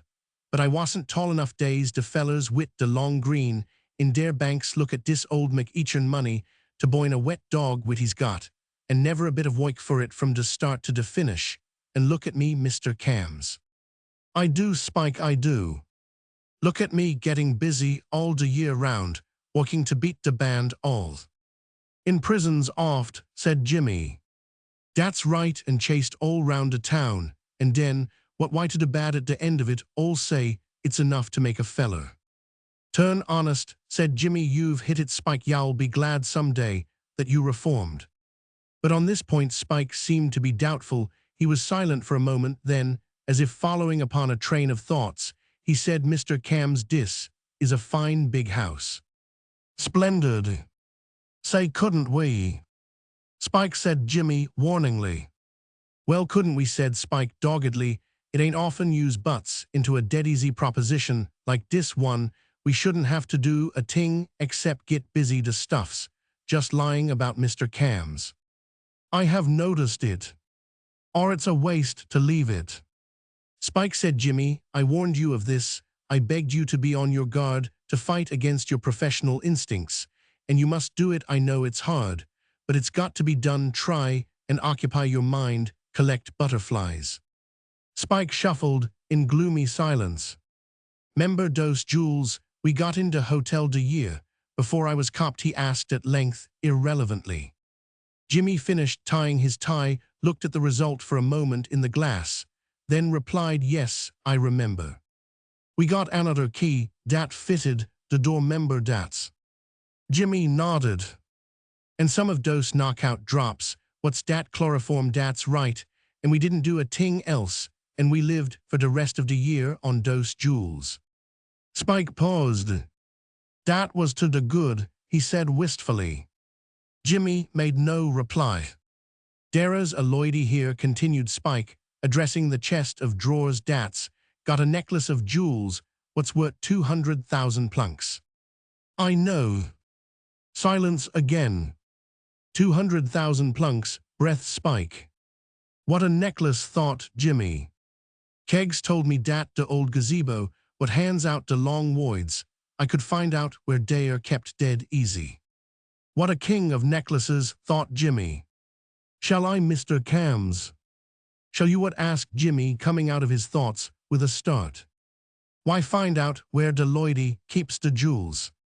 Confound you, Spike, how often am I to tell you that I have done with all that sort of thing? Forever, I never want to see or touch another stone that doesn't belong to me. I don't want to hear about them, they don't interest me. Sorry, Mr. Cams, but they must cop the limit for fair dose jewels. 200,000 plunks, what's dat dis side? 40,000 pounds, said Jimmy shortly, now drop it. Yes, Mr. Cams, can I help use wit the duds? No thanks, Spike him through now, you might just give me a brush down, though if you don't mind not, that's a hair brush, try the big black one. This is a dude suit, for fair, observed Spike, pausing in his labors. Glad you like it, Spike. It's the limit, excuse me, how much of the long green did use pungle for it, Mr. Cams? I really can't remember, said Jimmy, with a laugh. I could look up the bill, and let you know 70 guineas, I fancy. What's dat, guineas? is dat more dan a pound? A shilling more why? Spike resumed his brushing. What a lot of dude suits yous could get, he observed meditatively, if yous had dose jewels. Oh, curse the jewels for the 100th time, snapped Jimmy. Yes, Mr. Cams, but say dat must be a boyd of a necklace dat one. Y'all be seeing it at the dinner, Mr. Cams. Whatever comment Jimmy might have made on this insidious statement was checked by a sudden bang on the door almost simultaneously. The handle turned. PG cried, Spike, it's the cop. Jimmy smiled pleasantly. Come in, Mr. McEachern, he said, come in Journey's End. In lovers' meeting, you know, my friend Mr. Mullins. I think shut the door and sit down, and let's talk of many things. Chapter Roman 8, It's a Conspiracy, thundered Mr. McEachern. He stood in the doorway, breathing heavily. It has been shown that the ex-policeman was somewhat prone to harbor suspicions of those round about him. And at the present moment, his mind was aflame. Indeed, a more trusting man might have been excused for feeling a little doubtful as to the intentions of Jimmy and Spike when McEachern had heard that his stepson had brought home a casual London acquaintance. He had suspected the existence of hidden motives on the part of the unknown Spenny. He had told himself was precisely the sort of youth to whom the professional bunker steerer would attach himself with shouts of joy. Never, he had assured himself, had there been a softer proposition than his stepson, since bunker steering became a profession. When he found that the strange visitor was Jimmy Pitt, his suspicions had increased 1,000-fold. And when going to his dressing room to get ready for dinner, he had nearly run into Spike Mullins' red Spike of shameful memory. His frame of mind had been that of a man to whom a sudden ray of light reveals the fact that he is on the very brink of a black precipice. Jimmy and Spike had been a firm in New York, and here they were together again in his house in Shropshire. To say that the thing struck McEachern as sinister is to put the matter baldly. There was once a gentleman who remarked that he smelt a rat and saw it floating in the air. Ex-Constable McEachern smelt a regiment of rats, and the air seemed to him positively congested with them. His first impulse had been to rush to Jimmy's room there, and then, but Lady Jane had trained him well. Though the heavens might fall, he must not be late for dinner, so he went and dressed, and an obstinate tie put the finishing touches to his wrath. Jimmy regarded him coolly, without moving from the chair in which he had seated himself. Spike, on the other hand, seemed embarrassed. He stood first on one leg, and then on the other, as if he were testing the respective merits of each, and would make a definite choice later on. Ye scoundrels, growled McEachern. Spike, who had been standing for a few moments on his right leg, and seemed at last to have come to a decision, hastily changed to the left and grinned feebly. Say yous want me any more, Mr. Cams, he whispered. No, you can go, Spike. Ye stay where y'are, ye red-headed limb. Run along, Spike, said Jimmy. The Bowery boy looked doubtfully at the huge form of the ex-policeman, which blocked access to the door. Would you mind letting my man pass, said Jimmy. Ye stay, began McEachern. Jimmy got up and walked round him to the door, which he opened. Spike shot out like a rabbit, released from a trap. He was not lacking in courage, but he disliked embarrassing interviews, and it struck him that Mr. Cams was the man to handle a situation of this kind. He felt that he himself would only be in the way. Now we can talk comfortably, said Jimmy, going back to his chair. McEachern's deep-set eyes gleamed, and his forehead grew red, but he mastered his feelings. And now, said he, perhaps yell explain. What exactly, asked Jimmy. What you're doing here? Nothing at the moment. You know what I mean. Why are ye here, you and that red-headed devil? He jerked his head in the direction of the door. I am here because I was very kindly invited to come by your stepson. I know ye. You have that privilege. I know ye, I say, and I want to know what you're here to do. To do well, I shall potter about the garden, don't you know, and smell the roses, and look at the horses, and feed the chickens, and perhaps go for an occasional row on the lake. Nothing more. Oh yes, I believe they want me to act in these theatricals. And I'll tell ye another thing ye'll be wanted to do, and that is to go away from here at once. My dear old sir, ye hear me at once. Couldn't think of it, said Jimmy decidedly, not for a moment. I'll expose ye, stormed McEachin, I'll expose ye. Will ye deny that ye was a crook in New York? What proofs have you? Proofs, will you deny it? No, it's quite true. I knew it. But I am a reformed character, now Mr. McEachin. I have money of my own. It was left me, I hear you had money left you too. I did, said McEachin shortly. Congratulate you, I am glad, I know, because otherwise I might have formed quite a wrong impression when I came here, and found you with money to burn quite the old English squire. Now Mr. McEachin, what? Ye'll leave the house tomorrow. All the more reason why we should make the most of this opportunity of talking over old times. Did you mind leaving the force? And ye'll take that blackguard Mullins with ye. Judging from the stories one hears, it must be a jolly sort of life. What a pity so many of them go in for graft. I could tell you some stories about a policeman I used to know in New York. He was the champion grafter. I remember hearing one yarn from a newspaper man out there. This reporter chap happened to hear of the grumblings of some tenants of an apartment house uptown, which led them to believe that certain noises they complained of were made by burglars who used the flat as a place to pack up the loot for shipment to other cities. You know that habit of ours, don't you? He was quite right. And when he tipped off his newspaper, they reported the thing to the police. Now, I could have gone right up and made those men show up their hands by merely asking them to. Not so the police. I wonder if you remember the case. You look as if you were beginning to. The police went blundering at wrong doors, and most of the gang got away. And while they were in the house after the raid, a woman was able to slip in and take away on an express wagon the 3 trunks which were to have been held for evidence. And that's not all either. There was one particular policeman who held the case for the prosecution in his hands. If he had played up in court next day, the one man that had been captured would have got all that was coming to him. What happened, why his evidence broke down, and the man was discharged. It's a long story. I hope it hasn't bored you. McEachin did not look bored. He was mopping his forehead and breathing quickly. It was a most interesting case, said Jimmy. I've got all the names. It's a lie. Not at all true as anything. Ever heard of that policeman? I've got his name too, who made a lot of money by getting appointments in the force for men of his acquaintance. He used to be paid heavily for it, and you'd hardly believe what a lot of scoundrels he let in that way. See here, began McEachin huskily. I wonder if you ever came across any men in the force who made anything by that dodge of arresting a person and then getting a lawyer for them. Ever heard of that? It's rather like a double rough at bridge. I'm awfully sorry. I shouldn't have used that word. What I meant to say was the policeman makes his arrest, then suggests that the person had better have a bondsman. He gathers in a bondsman who charges the prisoner $4 for bailing him out. $2 of this goes to the sergeant, who accepts the bail without question, and the policeman takes one. Then the able and intelligent officer says to the prisoner, what you want is a lawyer, right?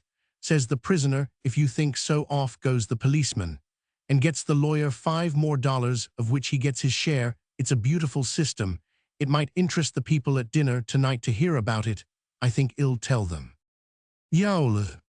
And when you come to think that some policemen in New York take tribute from peddlers who obstruct the traffic, tradesmen who obstruct the sidewalk, restaurant keepers who keep open after 1 o'clock in the morning, drivers who exceed speed limits, and keepers of pool rooms, you'll understand that there's a good bit to be made out of graft if you go in for it seriously.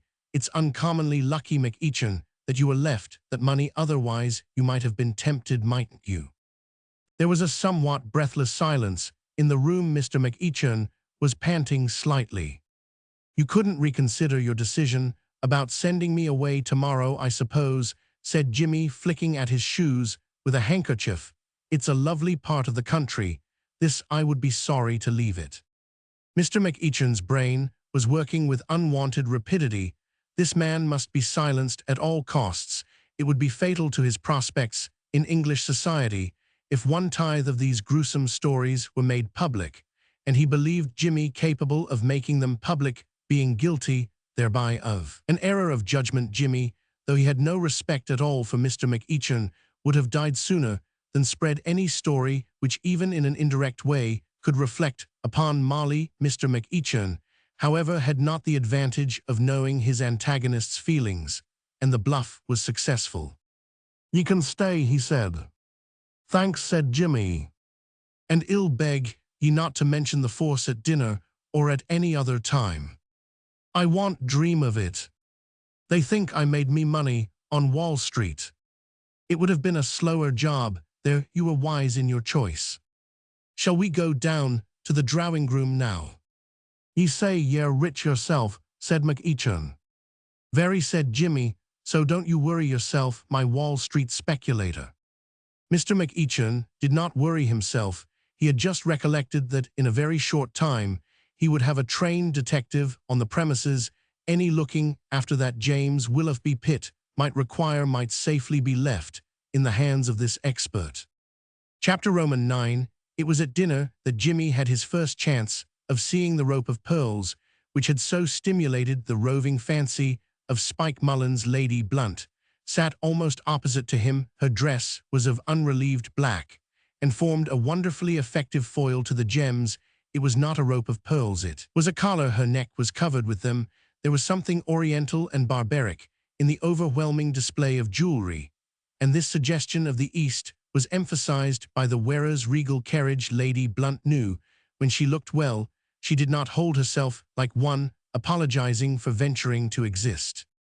Jimmy stared hungrily across the table. The room was empty to him, but for that gleaming mass of gems. He breathed softly and quickly through clenched teeth. Jimmy whispered a voice. It seemed infinitely remote. A hand shook his elbow gently. He started. "Don't stare like that, please. What is the matter?" Molly, seated at his side, was looking at him. Witty. Jimmy smiled. With an effort, every nerve in his body seemed to be writhing. "Sorry," he said, "I am only hungry. I always look like that at the beginning of a meal." "Well, here comes kegs with some soup for you. You'd better not waste another moment. You looked perfectly awful." "No. Like a starved wolf." "You must look after me," said Jimmy. "See that the wolf's properly fed." The conversation, becoming general with the fish, was not of a kind to remove from Jimmy's mind the impression made by the sight of the pearls. It turned on crime in general and burglary in particular. Spenny began it. "Oh, I say," he said, "I forgot to tell you Mother number 6 was burgled the other night. Number 6 Easton Square was the family's London house." "Burgled?" "Well, broken into," said Spenny, gratified to find that he had got the ear of his entire audience.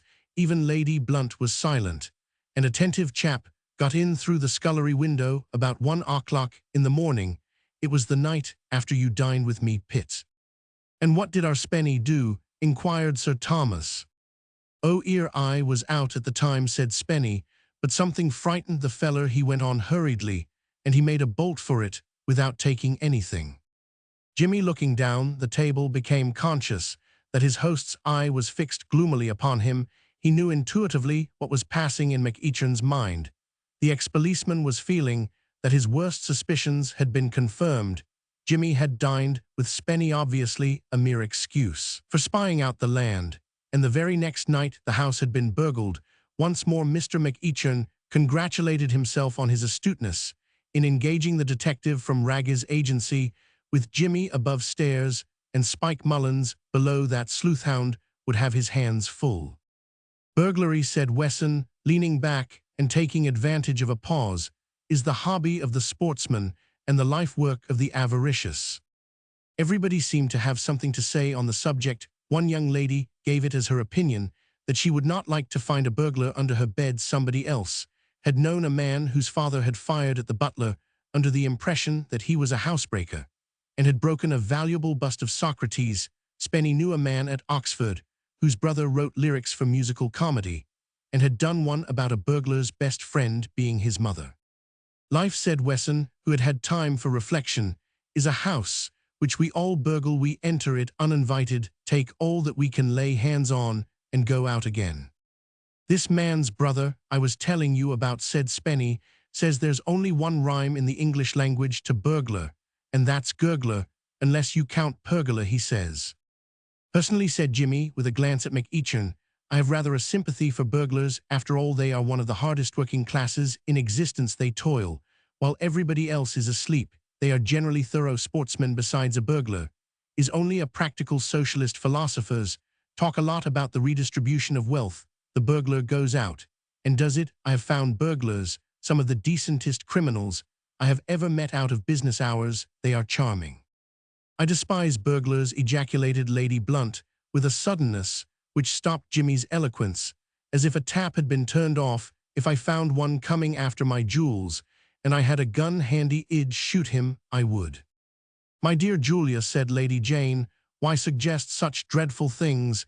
At any rate, this house has never been burgled, and I don't think it's likely to be.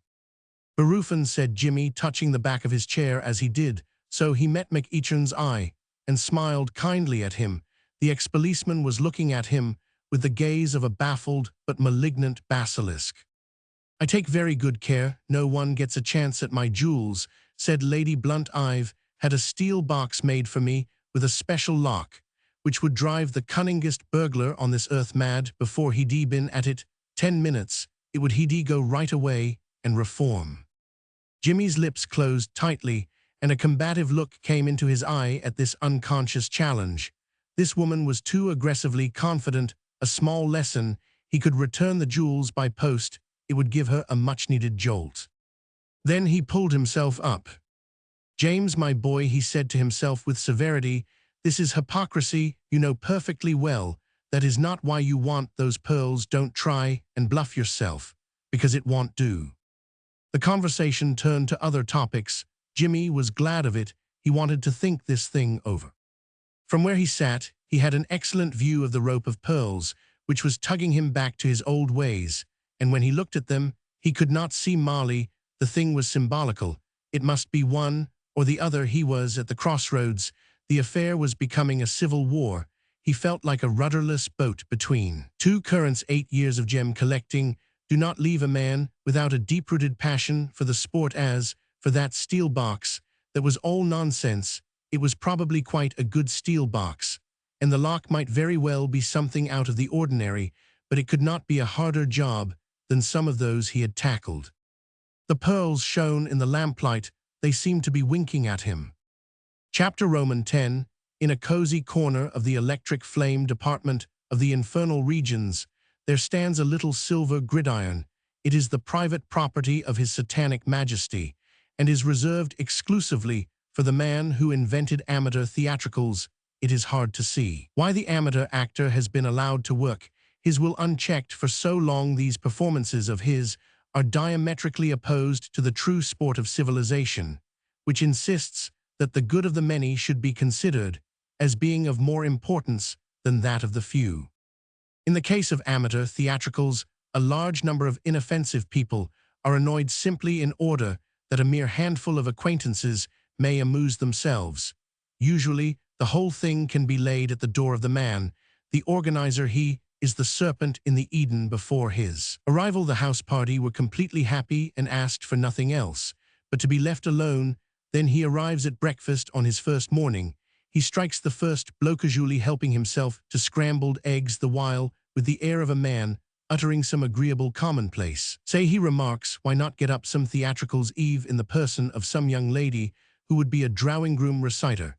If drawing-room reciters were allowed nowadays, snatches at the apple. Oh yes, she says it ought to be for a charity.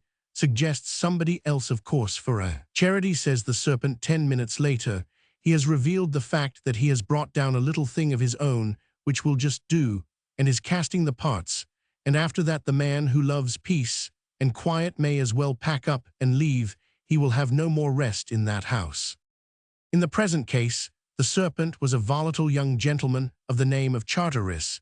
This indomitable person had the love of the stage ineradicably implanted in him. He wrote plays and lived in hopes of seeing them staged at the leading theaters. Meanwhile, he was content to bring them out through the medium of amateur performances.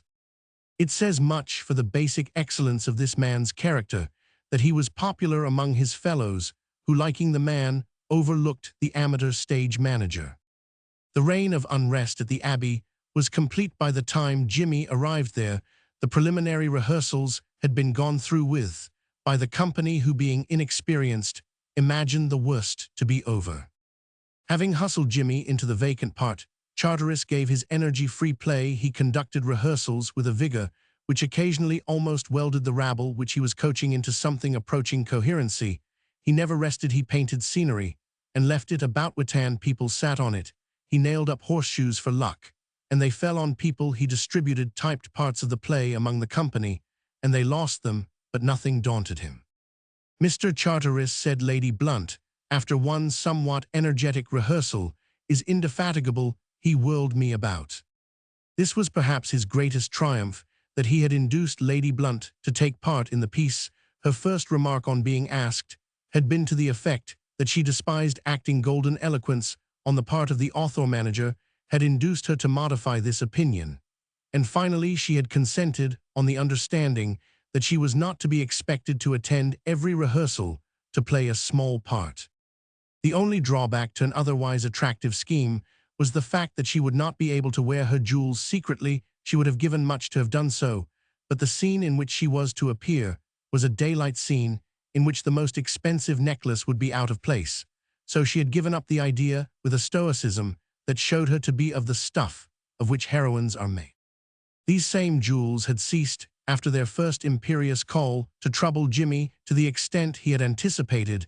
It had been a bitter struggle during the first few days of his stay, but gradually he had fought the craving down and now watched them across the dinner table at night with a calm which filled him with self-righteousness. On the other hand, he was uncomfortably alive to the fact that this triumph of his might be merely temporary. There, the gems were winking and beckoning to him across the table at any moment.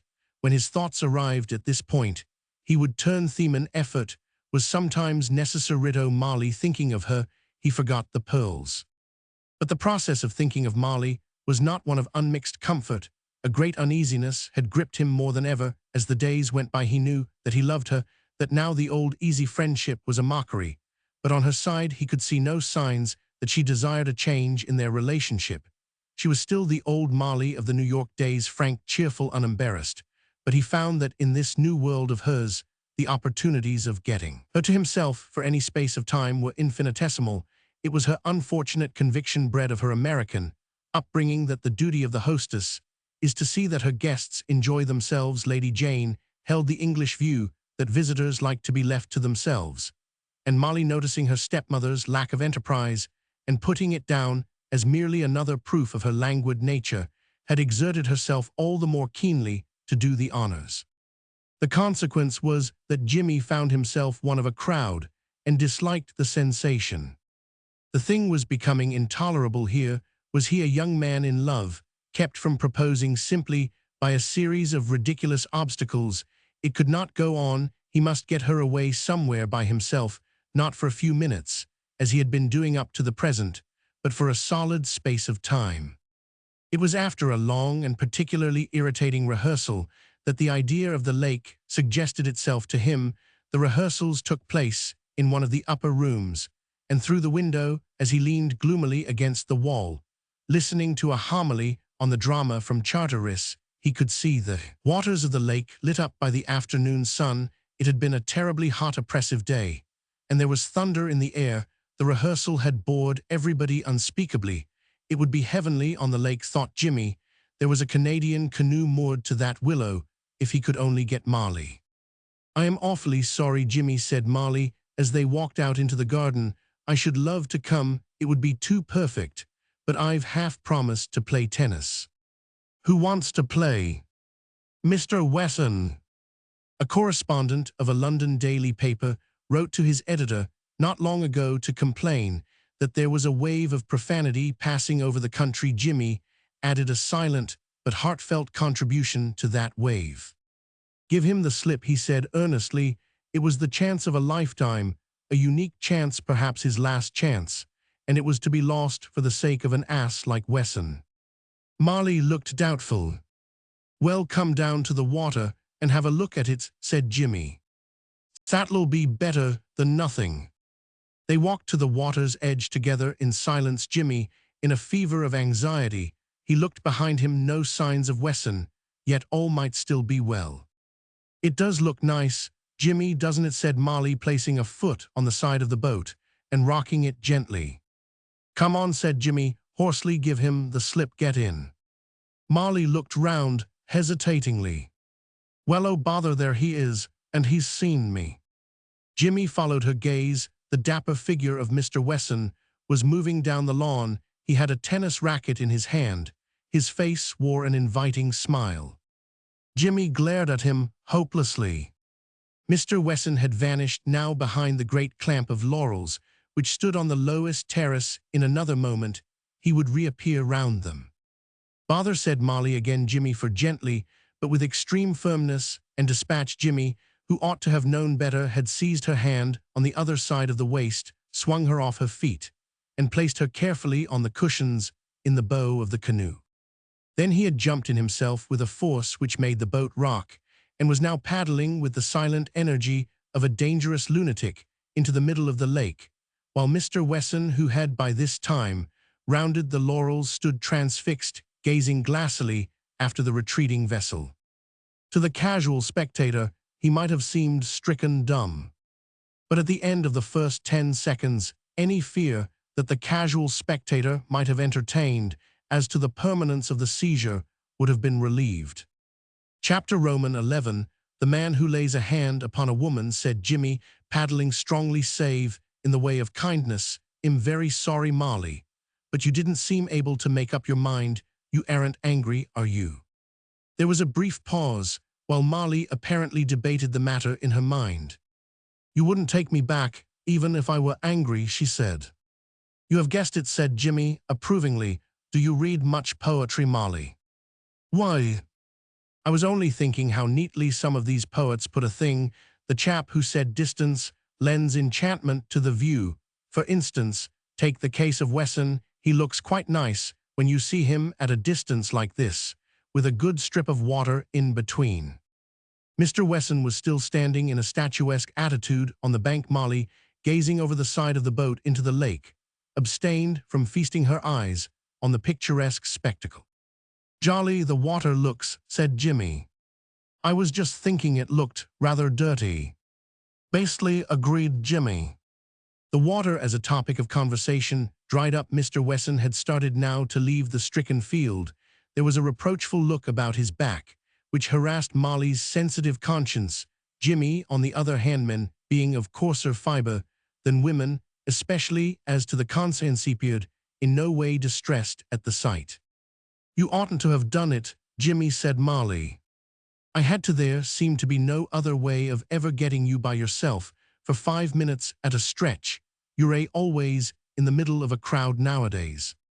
But I must look after my guests. Not a bit of it, let 'em rip. Why should they monopolize you? It will be awfully unpleasant meeting Mr. Wesson after this. It is always unpleasant meeting Wesson. I shan't know what to say. Don't say anything. I shan't be able to look him in the face. That's a bit of luck for you. You aren't much help, Jimmy. The subject of Wesson doesn't inspire me somehow. I don't know why. Besides, you've simply got to say you changed your mind. You're a woman. It's expected of you. I feel awfully mean. What you want to do is to take your thoughts off the business. Keep your mind occupied with something else, then you'll forget all about it. Keep talking to me about things. That's the plan. There are heaps of subjects. The weather, for instance, as a start. Hot, isn't it? We're going to have a storm. There's a sort of feel in the air. We'd better go back, I think. Tush, and possibly ba, said Jimmy, digging the paddle into the water. We've only just started, I say. Who was that man I saw you talking to after lunch? How soon after lunch? Just before the rehearsal. He was with your father. Short chap, with a square face, dressed in grey. I hadn't seen him before. Oh, that was Mr. Gaylor, a New York friend of father's. Did you know him out in New York? I didn't, but he seems to know father very well. What's his name, did you say? Gaylor, Samuel Gaylor. Did you ever hear of him? Never, but there were several people in New York. I didn't know. How did your father meet him over here? He was stopping at the inn in the village, and he'd heard about the abbey being so old, so he came over to look at it. And the first person he met was father. He's going to stay in the house. Now the cart was sent down for his things. This afternoon, did you feel a spot of rain? Then I wish you'd paddle back. Not a drop, that storm's not coming. Till tonight, why it's a gorgeous evening. He turned the nose of the boat toward the island, which lay cool and green and mysterious in the middle of the lake. The heat was intense, the sun, as if conscious of having only a brief spell of work before it blazed fiercely with the apparent intention of showing what it could do before the rain came. The air felt curiously parched. There, said Molly, surely you felt something then. I Roman 999. Is there time to get back before it begins? No. We shall get soaked. Not a bit of it. On the other side of the island, there is a handy little boathouse sort of place we will put in there. The boathouse was simply a little creek covered over with boards and capable of sheltering an ordinary rowing boat. Jimmy ran the canoe in just as the storm began and turned her broadside on so that they could watch the rain, which was sweeping over the lake in sheets. Just in time, he said, shipping the paddle snug in here, isn't it? We should have got wet in another minute. I hope it won't last long. I hope it will, because I've got something very important to say to you, and I don't want to have to hurry it. Are you quite comfortable? Yes, thanks.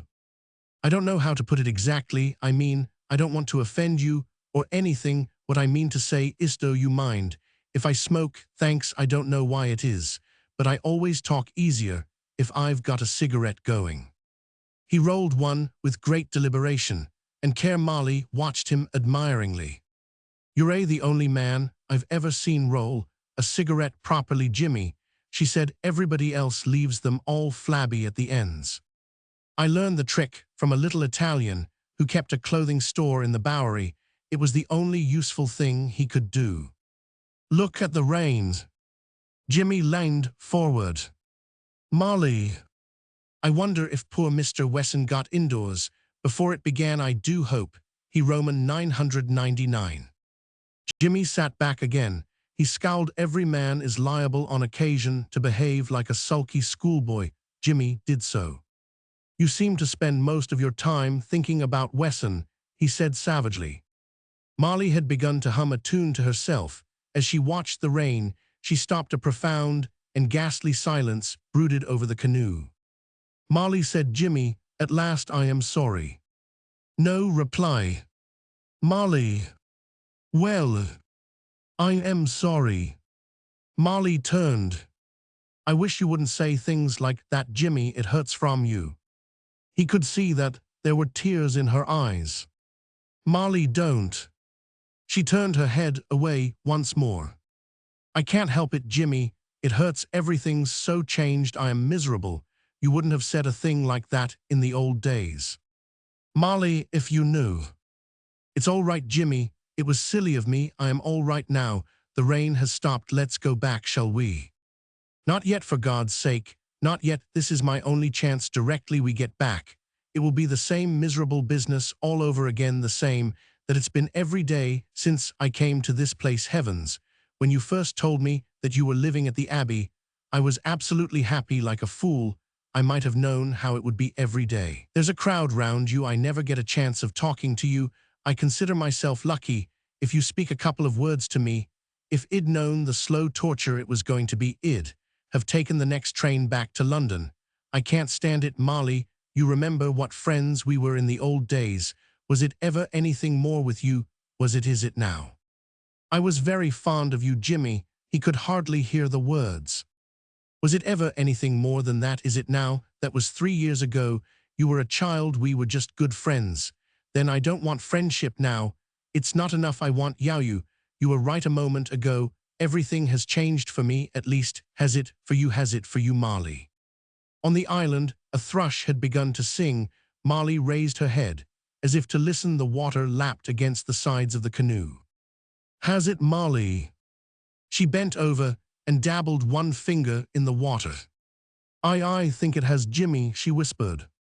Chapter Roman 12. The Honorable Louis Wesson, meanwhile, having left the water side, lit a cigarette, and proceeded to make a moody tour of the grounds. He felt aggrieved with the world. One is never at one's best and sunniest when a rival has performed a brilliant and successful piece of cutting-out work beneath one's very eyes. Something of a jaundiced tinge stains one's outlook on life. In such circumstances, Mr. Wesson did not pretend to himself that he was violently in love with Molly, but he certainly admired her and intended, unless he changed his mind later on, to marry her. He walked, drawing thoughtfully at his cigarette. The more he reviewed the late episode, the less he liked it. He had not seen Jimmy put Molly in the canoe, and her departure seemed to him a deliberate desertion. She had promised to play tennis with him, and at the last moment she had gone off with this fellow Pitt, who was Pitt. He was always in the way, shoving himself in. At this moment, a large warm raindrop fell on his hand from the bushes.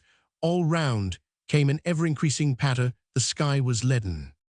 He looked round him for shelter. He had reached the rose garden. In the course of his perambulations, at the far end was a summer house. He turned up his coat collar and ran. As he drew near, he heard a slow and dirge-like whistling proceeding from the interior. Plunging in out of breath, just as the deluge began, he found Spenny seated at the little wooden table with an earnest expression on his face. The table was covered with cards. "How Jim took exercise," said Spenny, glancing up. "Hello, Wesson, by Jove, isn't it coming down?" With which greeting he turned his attention to his cards once more. He took one from the pack in his left hand, looked at it, hesitated for a moment, as if doubtful whereabouts on the table it would produce the most artistic effect, and finally put it down face upward. Then he moved another card from the table and put it on top of the other one. Throughout the performance, he whistled painfully. Wesson regarded him with disfavor. "That looks damned exciting," he said. He reserved his more polished periods for use in public. "What are you playing at?" "Where?" said Spenny abstractedly, dealing another card. "Oh, don't sit there looking like a frog," said Wesson irritably. "Talk, man. What's the matter? What do you want?" "Hello, I've done it. No, I haven't no luck at all. Haven't brought up a demon all day." He gathered up the cards and began to shuffle. "Our love," he sang sentimentally, with a vacant eye on the roof of the summer house. "Could I but tell thee how, Mark?" "Oh, stop it," said Wesson.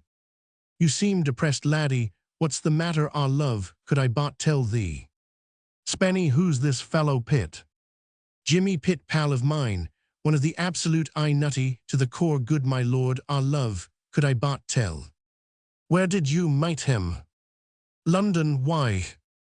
He and your sister seem pretty good friends." "I shouldn't wonder. Knew each other out in America. Bridge, barrage, a capital game for two. Shuffle and cut and deal away, and let the loser pay a barrage." "Well, let's have a game, then. Anything for something to do. Curse this rain. We shall be cooped up here till dinner at this rate." "Double dummies, a frightfully rotten game," said Spenny. "Ever played piquet? I could teach it to you in 5 minutes. A look of almost awe came into Wesson's face, the look of one who sees a miracle performed before his eyes. For years he had been using all the large stock of diplomacy at his command to induce callow youths to play piquet with him, and here was this admirable young man, this pearl among young men, positively offering to teach him. It was too much happiness. What had he done to deserve this? He felt as a toil-worn lion might have felt if an antelope, instead of making its customary beeline for the horizon, had expressed a friendly hope that it would be found tender and inserted its head between his jaws. "It's very good of you. I shouldn't mind being shown the idea." He listened attentively while Spenny explained at some length the principles which govern the game of piquet. Every now and then he asked a question. It was evident that he was beginning to grasp the idea of the game.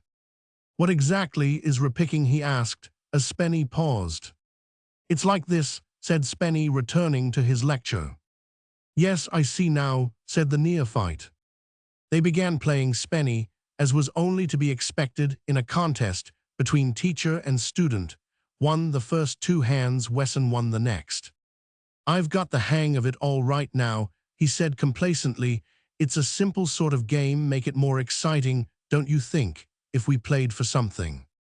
"All right," said Spenny slowly, "if you like." He would not have suggested it himself, but after all, hang it, if the man simply asked for it, it was not his fault. If the winning of a hand should have given the fellow the impression that he knew all that there was to be known about piquet, of course piquet was a game where skill was practically bound to win, but after all, Wesson had plenty of money, he could afford it. "All right," said Spenny again, "how much?" "Something fairly moderate, 10 bob, 100. There is no doubt that Spenny ought at this suggestion to have corrected the novice's notion that 10 shillings 100 was fairly moderate. He knew that it was possible for a poor player to lose 400 points in a 20-minute game, and usual for him to lose 200, but he let the thing go. "Very well," he said. 20 minutes later, Mr. Wesson was looking somewhat ruefully at the score sheet. "I owe you 18 shillings, he said. "Shall I pay you now, or shall we settle up in a lump after we've finished?" "What about stopping now?" said Spenny. "It's quite fine out." "No, let's go on. I've nothing to do till dinner, and I am sure you haven't." Spenny's conscience made one last effort. "You'd much better stop, you know, Wesson, really," he said. "You can lose a frightful lot at this game." "My dear Spenny," said Wesson stiffly, "I can look after myself. Thanks, of course. If you think you are risking too much, by all means." "Oh, if you don't mind," said Spenny, outraged. "I am only too frightfully pleased. Only remember, I warned you. I'll bear it in mind, by the way, before we start. Care to make it a sovereign 100. Spenny could not afford to play piquet for a sovereign 100 or anything like it, but after his adversary's innuendo, it was impossible for a young gentleman of spirit to admit the humiliating fact. He nodded. "It's about time, I fancy," said Mr. Wesson, looking at his watch, an hour later, "that we were going in to dress for dinner." Spenny made no reply. He was wrapped in thought. "Let's see, that's £20 you owe me, isn't it?" continued Mr. Wesson. "No hurry, of course. Any time you like. Shocking bad luck you had."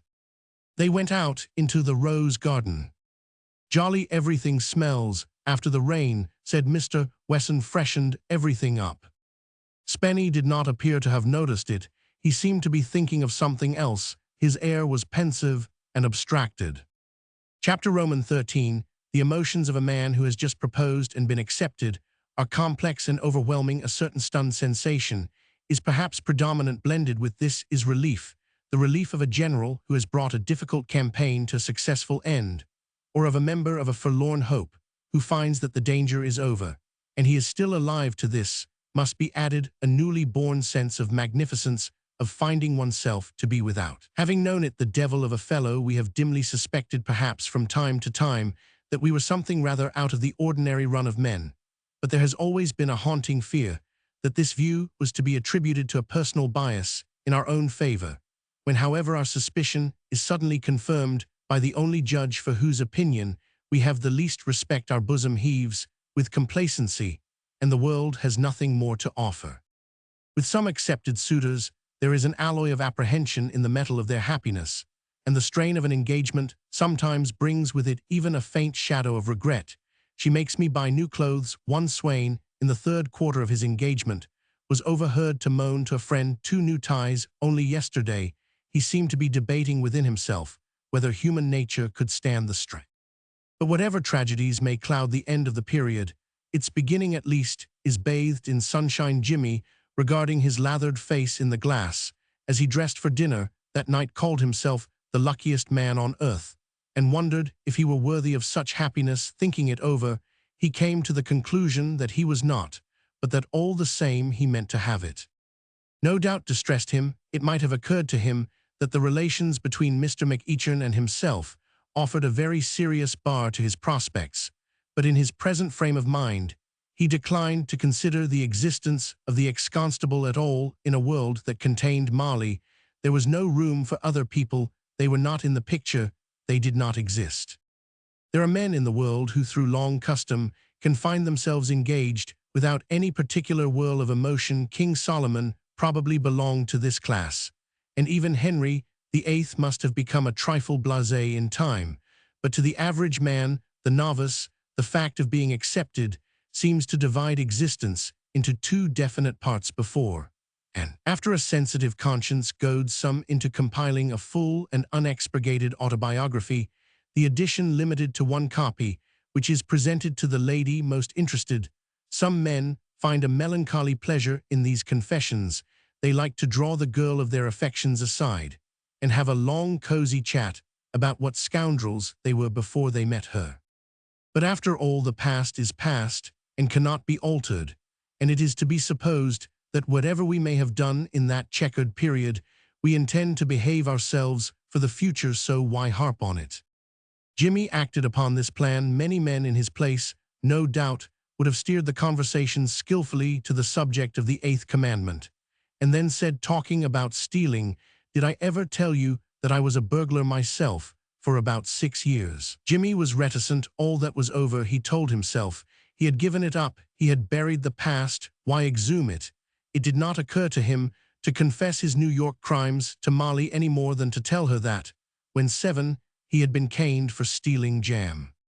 These things had happened to a man of the name of Jimmy Pitt. It was true, but it was not the Jimmy Pitt who had proposed to Molly in the canoe on the lake.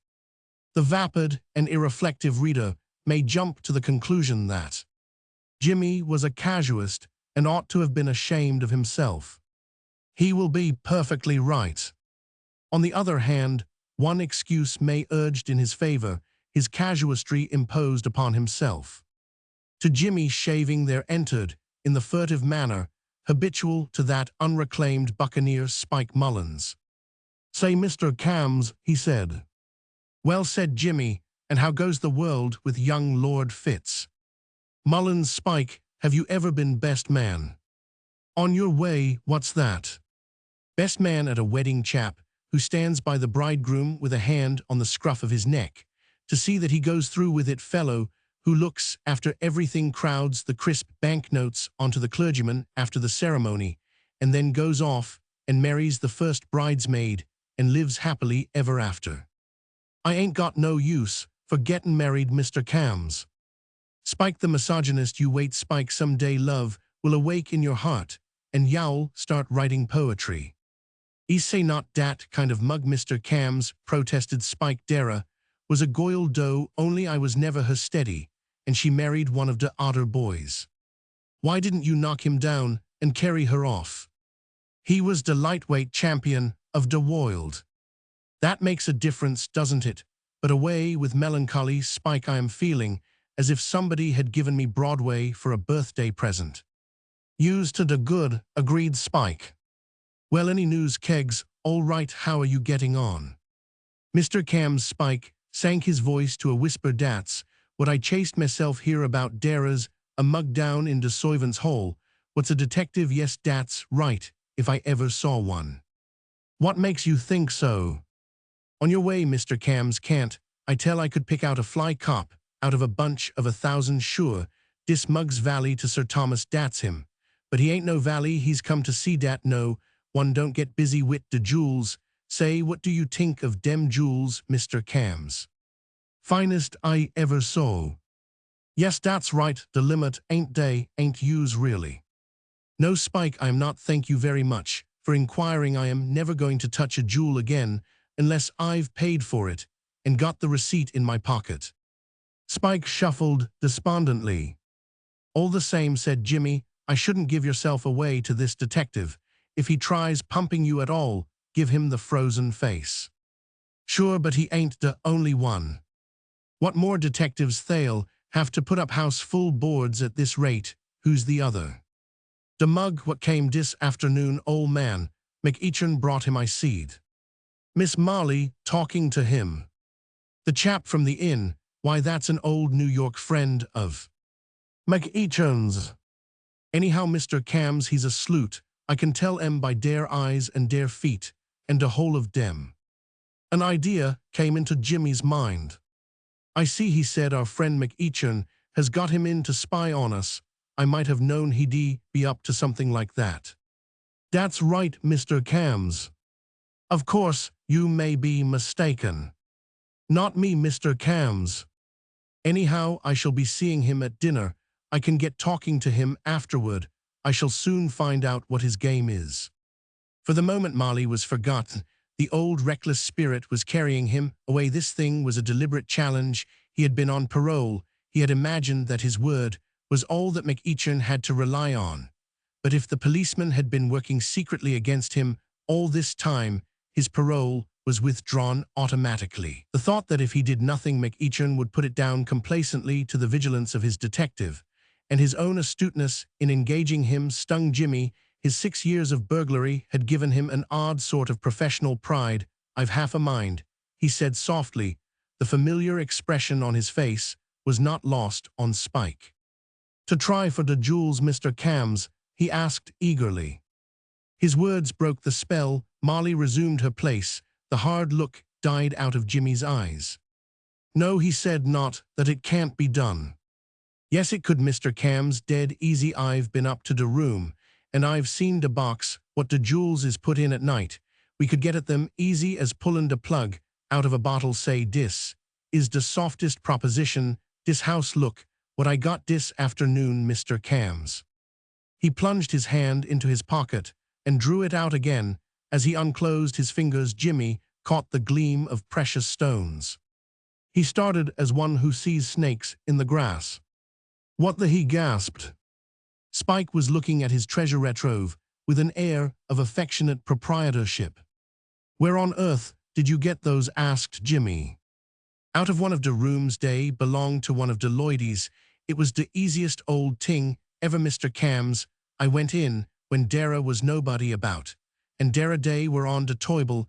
I never beauted into anything so soft, Mr. Cams." "Spike." "Yes, Mr. Cams." "Do you remember the room you took them from?" "Sure, it was the foist onde." "Then just listen to me for a moment. When we're at dinner, you've got to go to that room and put those things back, all of them, mind yow, just where you found them. Do you understand?" Spike's jaw had fallen. "Put them back, Mr. Cams," he faltered.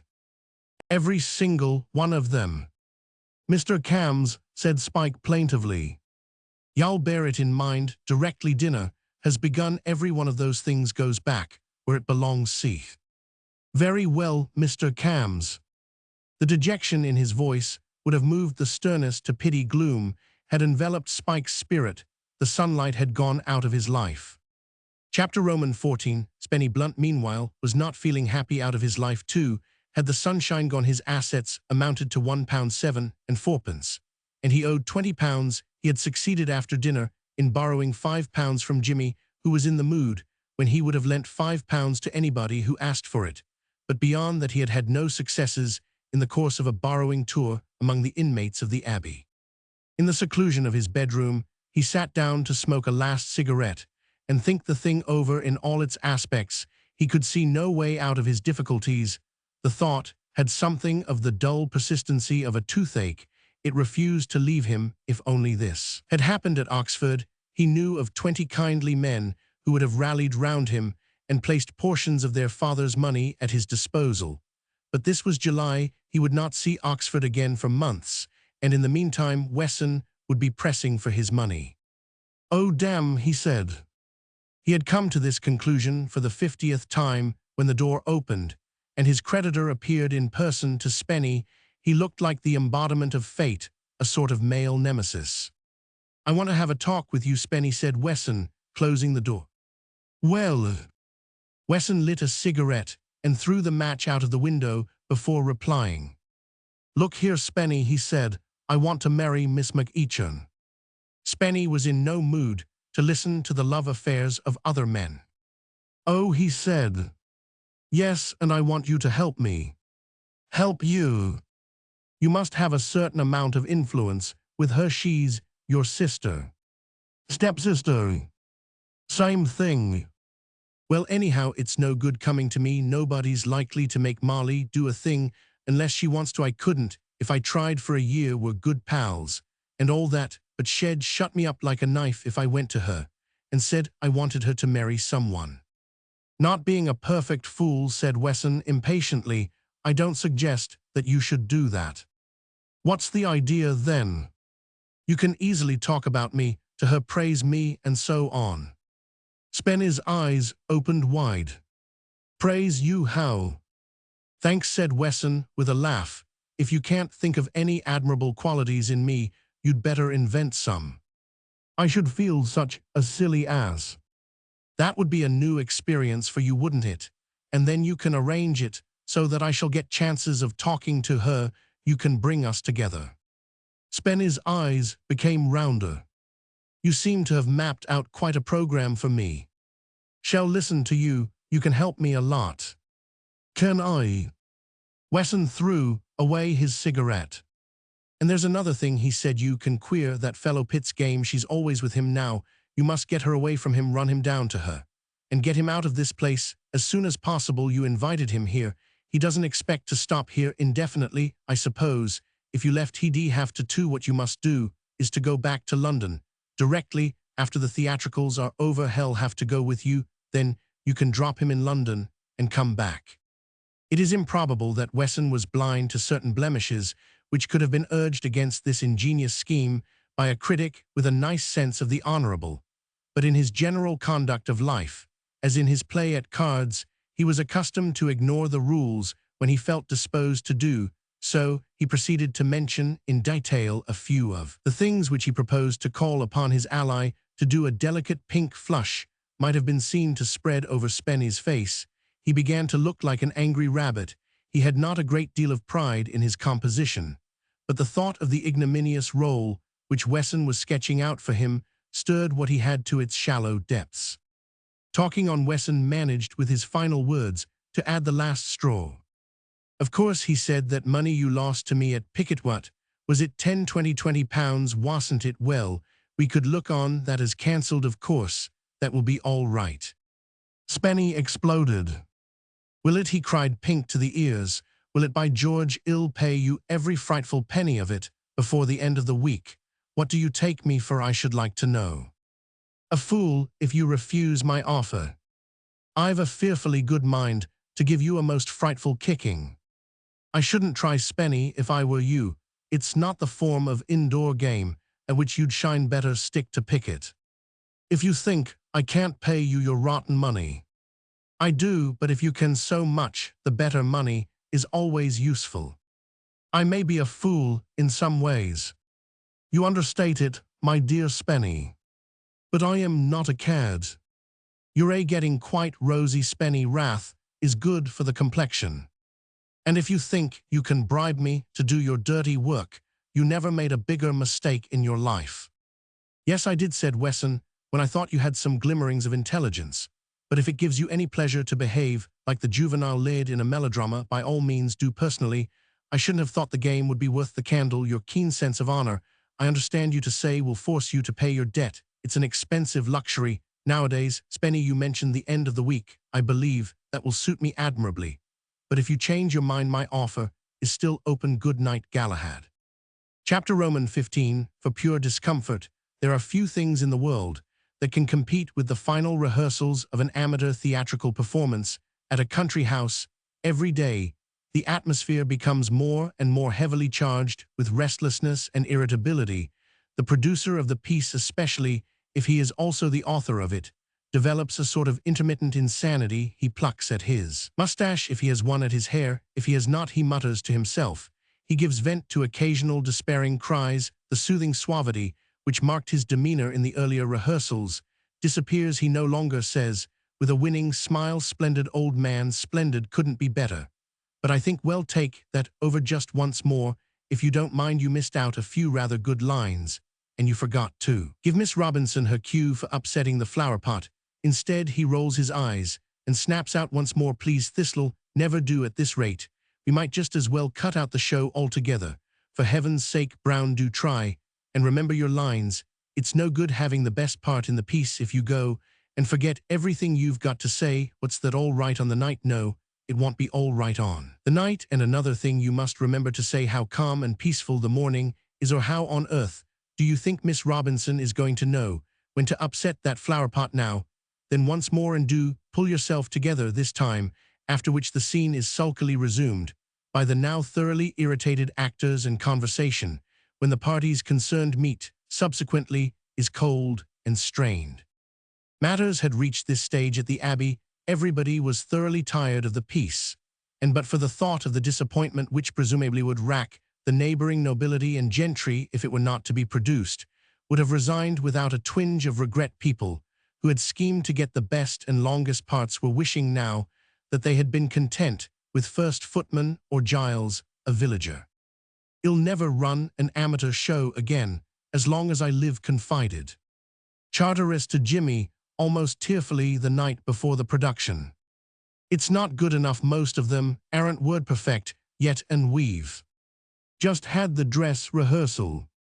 It'll be all right on." "Oh, don't say it'll be all right on the night." "I wasn't going to," said Jimmy. "I was going to say it'll be all right after the night. People will soon forget how badly the thing went." "You're a nice, comforting sort of man, aren't you?" said Charteris. "Why worry," said Jimmy. "If you go on like this, it'll be Westminster Abbey for you in your prime. You'll be getting brain fever." Jimmy himself was feeling particularly cheerful. He was deriving a keen amusement at present from the maneuvers of Mr. Samuel Gaylor of New York, this lynx-eyed man having been instructed by Mr. McEachin to watch. Jimmy was doing so with a pertinacity which would have made a man with the snowiest of consciences suspicious. If Jimmy went to the billiard room after dinner, Mr. Gaylor was there to keep him company. If during the course of the day he had occasion to fetch a handkerchief or a cigarette case from his bedroom, he was sure, on emerging, to stumble upon Mr. Gaylor in the corridor. The employees of Raggers Detective Agency Limited believed in earning their salaries. Occasionally, after these encounters, Jimmy would come upon Sir Thomas Blunt's valet, the other man in whom Spike's trained eye had discerned the distinguishing trait of the detective. He was usually somewhere round the corner at these moments, and when collided with, apologized with great politeness. It tickled Jimmy to think that both these giant brains should be so greatly exercised on his account. Spenny, meanwhile, had been doing quite an unprecedented amount of thinking. Quite an intellectual pallor had begun to appear on his normally pink cheeks. He had discovered the profound truth that it is one thing to talk about paying one's debts, another actually to do it, and that this is more particularly the case when we owe £20 and possess but £6 7 shillings and fourpence. Spenny was acutely conscious of the fact that if he could not follow up his words to Wesson with actual coin, the result would be something of an anticlimax. Somehow or other, he would have to get the money, and at once the difficulty was that no one seemed at all inclined to lend it to him. There is a good deal to be said against stealing as a habit, but it cannot, he denied, that in certain circumstances it offers an admirable solution of a difficulty, and if the penalties were not so exceedingly unpleasant, it is probable that it would become far more fashionable than it is. Spenny's mind did not turn immediately to this outlet from his embarrassment. He had never stolen before, and it did not occur to him directly to do so now. There is a conservative strain in all of us, but gradually, as it was borne in upon him that it was the only course possible unless he applied to his stepfather a task for which his courage was not sufficient, found himself contemplating the possibility of having to secure the money by unlawful means. By lunch-time on the morning of the day fixed for the theatricals, he had decided definitely to do so. By dinner-time, he had fixed upon the object of his attentions. With a vague idea of keeping the thing in the family, he had resolved to make his raid upon Sir Thomas Blunt. Somehow, it did not seem so bad robbing one's relatives. A man's first crime is as a rule a shockingly amateurish affair. Now and then, it is true, we find beginners forging with the accuracy of old hands, or breaking into houses with the finish of experts. But these are isolated cases. The average tyro lacks generalship altogether. Spenny may be cited as a typical novice. It did not strike him that inquiries might be instituted by Sir Thomas when he found his money gone, and that Wesson, finding a man whom he knew to be impecunious suddenly in possession of £20, might have suspicions. His mind was entirely filled with the thought of getting the money There was no room in it for any other reflection. His plan was simple. Sir Thomas, he knew, always carried a good deal of money with him. It was unlikely that he kept this on his person in the evening. A man to whom the set of his clothes is as important as it was to Sir Thomas does not carry a pocketbook full of banknotes. When he is dressed for dinner, he would leave it somewhere. Reasoned Spenny, where he asked himself. The answer was easy. In his dressing room. Spenny's plan of campaign was complete. The theatricals began at 8:30. The audience had been hustled into their seats happier than is usual in such circumstances from the rumor that the proceedings were to terminate with an informal dance. The Abbey was singularly well constructed for such a purpose. There was plenty of room and a sufficiency of retreat for those who sat out, in addition to a conservatory large enough to have married off half the couples in the county.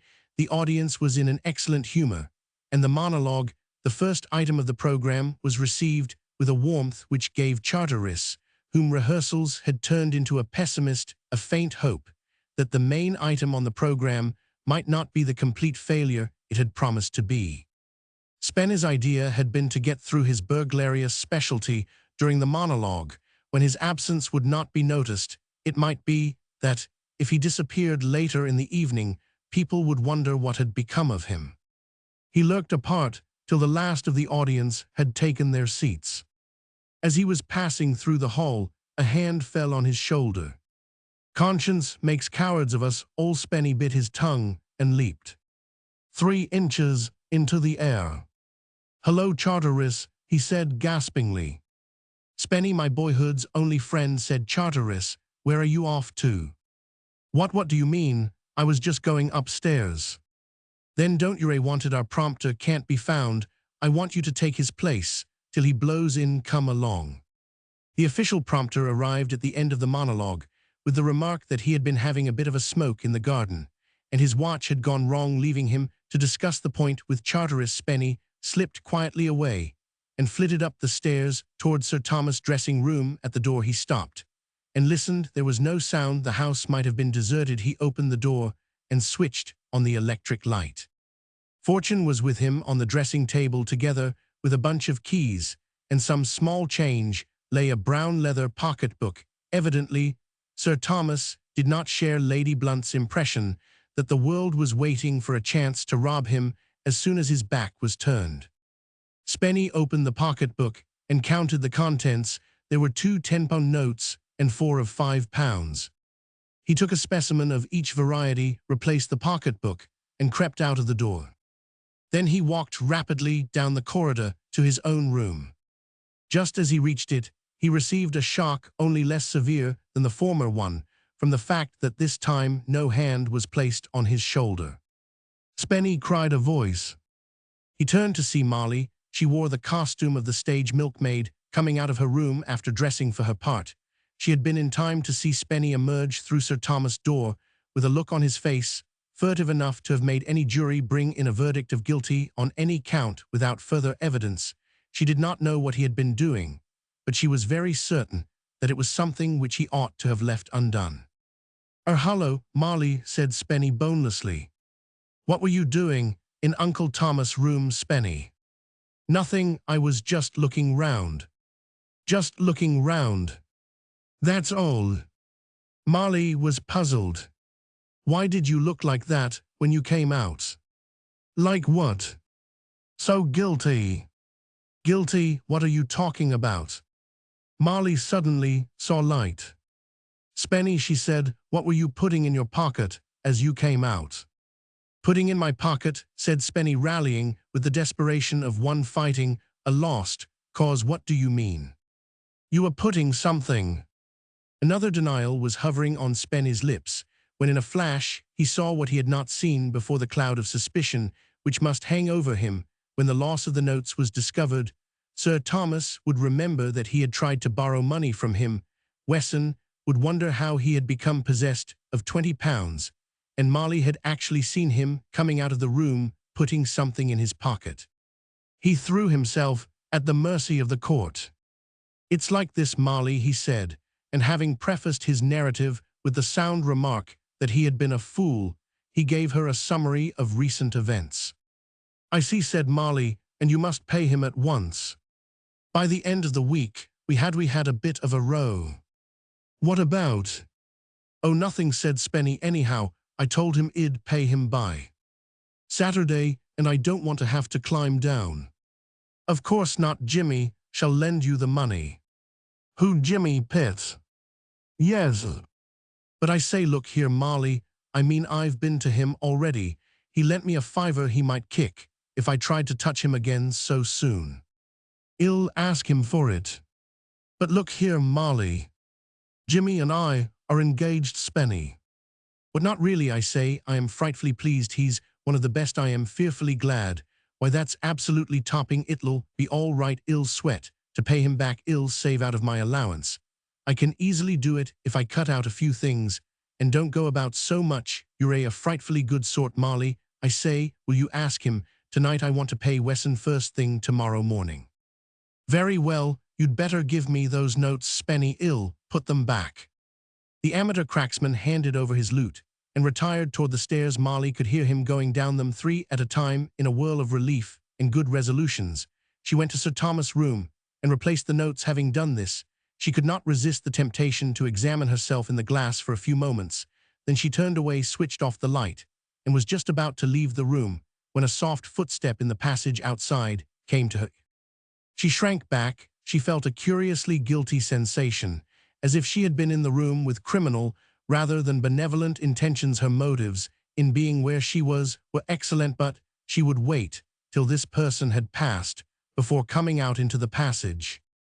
Then it came to her with a shock that the person was not going to pass. The footsteps halted outside the door. There was a curtain at her side, behind which hung certain suits of Sir Thomas. She stepped noiselessly behind this. The footsteps passed on into the room. Chapter Romans 16. Jimmy had gone up to his room to put on the costume he was to wear in the first act at about the time when Spenny was being seized upon by Charteris to act as prompter. As he moved toward the stairs, a square-cut figure appeared. It was the faithful Gaoler. There was nothing in his appearance to betray the detective to the unskilled eye, but years of practice had left Spike with a sort of sixth sense as regarded the force. He could pierce the subtlest disguise. Jimmy had this gift in an almost equal degree, and it had not needed Mr. Gaoler's constant shadowing of himself to prove to Jimmy the correctness of Spike's judgment. He looked at the representative of Ragga's Detective Agency Limited as he stood before him, now taking in his every detail: the square, unintelligent face, the badly cut clothes, the clumsy heels, the enormous feet. And this, he said to himself, is the man McEachin thinks capable of tying my hands. There were moments when the spectacle of Mr. Gaoler filled Jimmy with an odd sort of fury, a kind of hurt professional pride. The feeling that this espionage was a direct challenge enraged him. Behind this clumsy watcher, he saw always the self-satisfied figure of Mr. McEachin. He seemed to hear him chuckling to himself. If it wasn't for Marley, he said to himself, I'd teach McEachin a lesson. I am trying to hold myself in, and he sets these fool detectives on to me. I shouldn't mind if he'd chosen somebody who knew the rudiments of the game, but Gaoler. Well, Mr. Gaoler, he said aloud, you aren't trying to escape. Are you? You're coming in to see the show, aren't you? Oh yes, said the detective, just wanted to go upstairs for Alf. A minute, you coming too? I was going to dress, said Jimmy, as they went up. See you later, he added at the door. Hope y'all like the show. He went into his room. Mr. Gaoler passed on. Jimmy had finished dressing and had picked up a book to occupy the 10 minutes before he would be needed downstairs, when there burst into the room Spike Mullins in a state of obvious excitement. Gee, Mr. Cams. Hello, Spike. Spike went to the door, opened it, and looked up and down the passage. Mr. Cams, he said in a whisper, shutting the door, there's been doings tonight for fair me Coco's still buzzin'. Say I was to Sir Thomas' dressin' room. What were you doing there? Spike looked somewhat embarrassed. He grinned apologetically and shuffled his feet. I've got them, Mr. Cams, he said. Got them? Got what? To say. He plunged his hand in his pocket and drew forth a glittering mass. Jimmy's jaw dropped as he gazed at Lady Blunt's rope of pearls. 200,000 plunks, murmured Spike, gazing lovingly at them. I says to myself, Mr. Cams ain't got no time to be getting after dem himself. He's too busy to say days wit jollyin' along the swells. So it's up to me, I says, cos Mr. Chameslul be tickled to deet all right, if we can get away wit dem, so I. Jimmy gave tongue with an energy which amazed his faithful follower. Spike, you lunatic, didn't I tell you there was nothing doing when you wanted to take those things the other day? Sure, Mr. Cams, but dose was little dinky tings, de poils is boyds for fair. Good heavens, Spike, you must be mad, can't you see, oh Lord, directly the loss of those pearls is discovered, we shall have those detectives after us in a minute. Didn't you know they had been watching us? An involuntary chuckle escaped Spike. "'Scuse me, Mr. Cams, but dat's funny about dem sleuts. Listen. Dey's been an arrest each other." "What?" "Dat's right, dey had a scrap in de dark, each thinking de otter was after de jewels and not knowing dey was both sleuts, and now one of dem's been and taken de otter off and locked him in de cellar." "What on earth do you mean?" Spike giggled at the recollection. "Listen, Mr. Cams, it's dis way. I am in de dressin' room chassin' around wit dis lantern here for de jewel box," produced from his other pocket a small bicycle lampstand. "Just as I gets a line on it, gee, I hears a footstep comin' down de passage straight for de door was to de bad. Dat's right, gee, I says to emself, here's one of de sleut guys what's been and got wise to me, and he's comin' in to put de grip on me. So I gets up and I blows out de lantern, and I stands dere in de dark waitin' for him to come in. And den I am going to get busy before he can see who I am, and jolt him one on de point, and den, while he's down and out, chase myself for de servants' hall." "Yes," said Jimmy. "Well, dis guy he gets to de door and opens it, and I am just going to butt in when dere suddenly jumps out from de room on de odder side de passage another guy, and gets de rapid stranglehold on dis foist mug. Say, wouldn't dat make you wonder was you on your feet or your cocoa? Go on, what happened then?" "Dey begins to scrap good and hard in de dark. Dey couldn't see me, and I couldn't see dem, but I could hear dem bumpin' about and sluggin' each otter all right. And by one of dem puts de otter to de bad, so dat he goes down and takes de count, and den I hears a click, and I know what. Dat is one of de guys has put de irons on de otter guy. Den I hears him strike a lighted turn de switch what lights up de passage before I got into de room, and den he says, got yous, have I not the boyd I expected? But y'all do, I knew his voice, it was dat mug what calls himself Gaylor." "I suppose I am the bird he expected," said Jimmy. "Well, de otter mug was too busy catchin' up wit his breed to shoot it back swift, but after he's been doin' de deep breathin' stunt for a while, he says he says yous to de bad, you've made a break, you have, he put it different, but dat's what he meant. Den he says that he's a sleut too, does de Gaylor mug, give him de glad eye not on your life. He says dat's de worst tale that's ever been handed to him. De otter mug says I am Sir Thomas Valley. He says, "I'll cut it out," says Gaylor. "Sure yous ain't Sir Thomas himself, show me to him," says de foist guy. "Den y'all see not on your life," says Gaylor, "what butt in among de swells what's enjoyin' themselves, and spoil dere evenin' by showin' dem a face like yours to de woods. It's yous for de coal cellar, me man. And well, see what yous has got to say afterward, Gwan." And off dey went, and I lit me lantern again, got de jewels, and chased myself here. Jimmy stretched out his hand. "All very exciting," he said, "and now y'all just hand me those pearls, and I'll seize the opportunity while the coast is clear to put them back where they belong." Only for a moment did Spike hesitate, then he pulled out the jewels and placed them in Jimmy's hand. Mr. Cams was Mr. Cams, and what he said went, but his demeanor was tragic, telling eloquently of hopes blighted. Jimmy took the necklace with a thrill. He was an expert in jewels, and a fine gem affected him much as a fine picture affects the artistic. He went to the light and inspected them gloatingly. As he did so, he uttered a surprised exclamation. He ran the jewels through his fingers. He scrutinized them again, more closely this time. Then he turned to Spike with a curious smile. "You'd better be going downstairs," he said. "I'll just run along and replace them. Where is the box? It's on the floor, against the wall, near the window, Mr. Cams. Good better give me that lamp. There was no one in the passage. He raced softly along it to Sir Thomas Blunt's dressing room. He lit his lamp and found the box without difficulty, dropping the necklace. In he closed down the Roman 549 thale. Want a new lock, I'm afraid, he said, however. He rose to his feet. Jimmy, said a startled voice. He whipped round. The light of the lamp fell on Molly standing pale and open-eyed beside the curtain by the door. Chapter Romans 17, pressed rigid against the wall behind her curtain, Molly had listened in utter bewilderment to the sounds of strife in the passage. Outside, the half-heard conversation between the detectives had done nothing toward a solution of the mystery. Gaoler's voice she thought she recognized as one that she had heard before, but she could not identify it.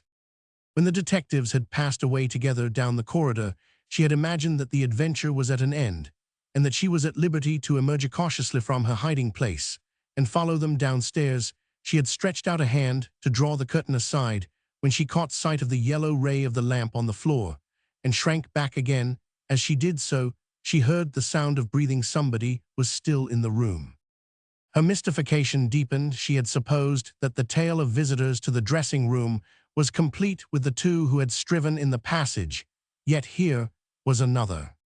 She strained her ears to catch a sound. For a while she heard nothing. Then came a voice that she knew well, and abandoning concealment, she came out into the room and found Jimmy kneeling on the floor beside the rifled jewel box.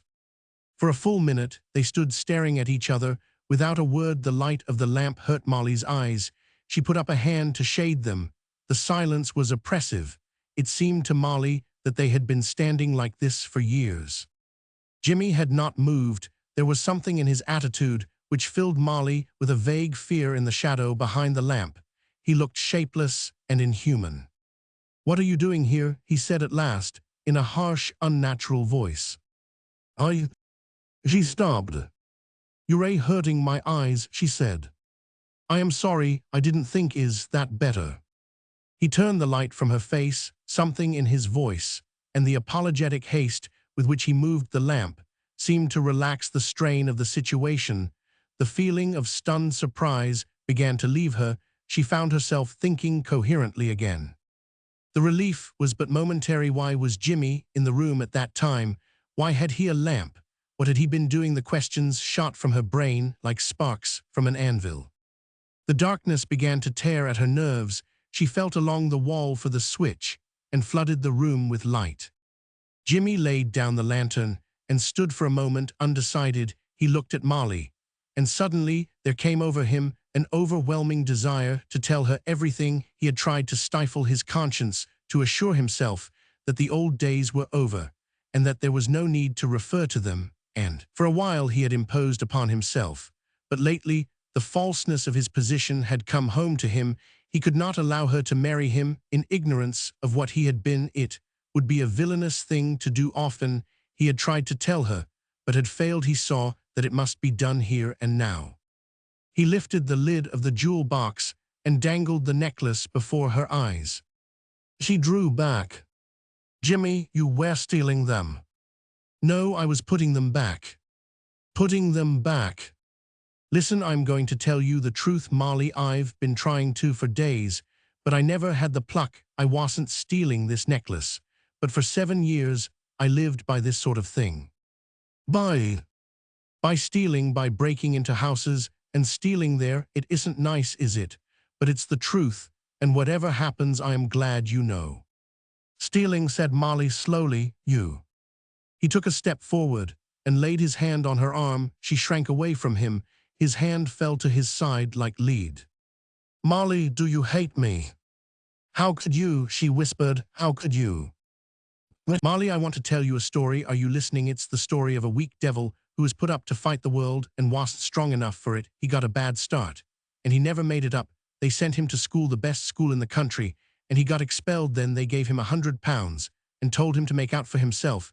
He was 17 then, 17, mind you, and all he knew was a little Latin and Greek, a very little, and nothing else. and they sent him out to make his fortune. He stopped. It will be much simpler to tell it in the first person, he said, with a short laugh. I arrived in New York. I was 17, you will remember, with £90 in my pocket. It seemed illimitable wealth at the time. £2 was the most I had ever possessed, before I could not imagine its ever coming to an end in dollars. It seemed an inconceivable amount of money. I put up at the Waldorf. I remember I took a cab there. I gave the man $3. He laughed again. You can guess how long my £90 lasted. Within a month, I had begun to realize that my purse was shallower than I had thought. It occurred to me that work of some sort would be an advantage. I went round and tried to get some. My God, remember, I was 17 and absolutely ignorant of every useful trade under the sun. Go on. One day I was lunching at the Quentin when a man came and sat down at the same table, and we got into conversation. I had spent the morning answering want advertisements, and I was going to break my last $20 bill to pay for my lunch. I was in the frame of mind when I would have done anything good or bad that would have given me some money. The man was very friendly. After lunch, he took me off to his rooms. He had a couple of parlor rooms in 45th Street. Then he showed his hand. He was a pretty scoundrel, but I didn't care. I didn't care for anything except that there seemed to be money to be had from him. Honesty put a man in New York with $19 and a few cents in his pockets and no friends. And see what happens. It's a hell for the poor in New York, an iron-grinding city. It frightens you. It's so big and hard and cruel. It takes the fight out of you. I've felt it, and I know. He stopped and gave a little shiver. 9 years had passed since that day, but a man who has all but gone under in a big city does not readily forget the nightmare horror of it. Stonethut was the man's name. Was running a tapless wiretapping game. You've read about the trick. I expect everyone has known about it since Larry Summerfield was sent to Sing Sing. But it was new then. There are lots of ways of doing it. Stone's was to hire a room and fix it up to look like a branch of the Western Union Telegraph Company. He would bring men in there and introduce them to a man he called the manager of the branch, who was supposed to get racing results 10 minutes before they were sent out to the pool rooms. The victim would put up the money for a bet, and Stone and his friends got it at once. Stone was looking for an assistant. He wanted a man who looked like a gentleman to inspire confidence. I looked older than I was, and he took me on. It was a filthy business, but I was in a panic. I was with Stone 8 months. Then I left him. It was too unsavory even for me. It was after that I became a cracksman. I wanted money. It was no use hoping for work. I couldn't get it, and I couldn't have done it if I had got it. I was a pirate and fit for nothing except piracy. One night, I met a man in a Broadway Rathskeller. I knew him by sight. I had seen him about at places. You're with Stone, aren't you? He said, after we had talked about racing and other things for a while. I stared at him in surprise. I was frightened too. It's all right, he said. I know all about Stone. You needn't be afraid of me. Aren't you with him? I was. I said, you left him. Why, I told him you seem a bright kid. He said, join me if you feel like it. He was a cracksman. I never found out his real name. He was always called Bob, a curious man. He had been at Harvard and spoke half a dozen languages. I think he took to burglary from sheer craving for excitement. He used to speak of it as if it were an art. I joined him, and he taught me all he knew. When he did, he was run over by a car. I went on with the thing. Then my uncle died, and I came back to England rich.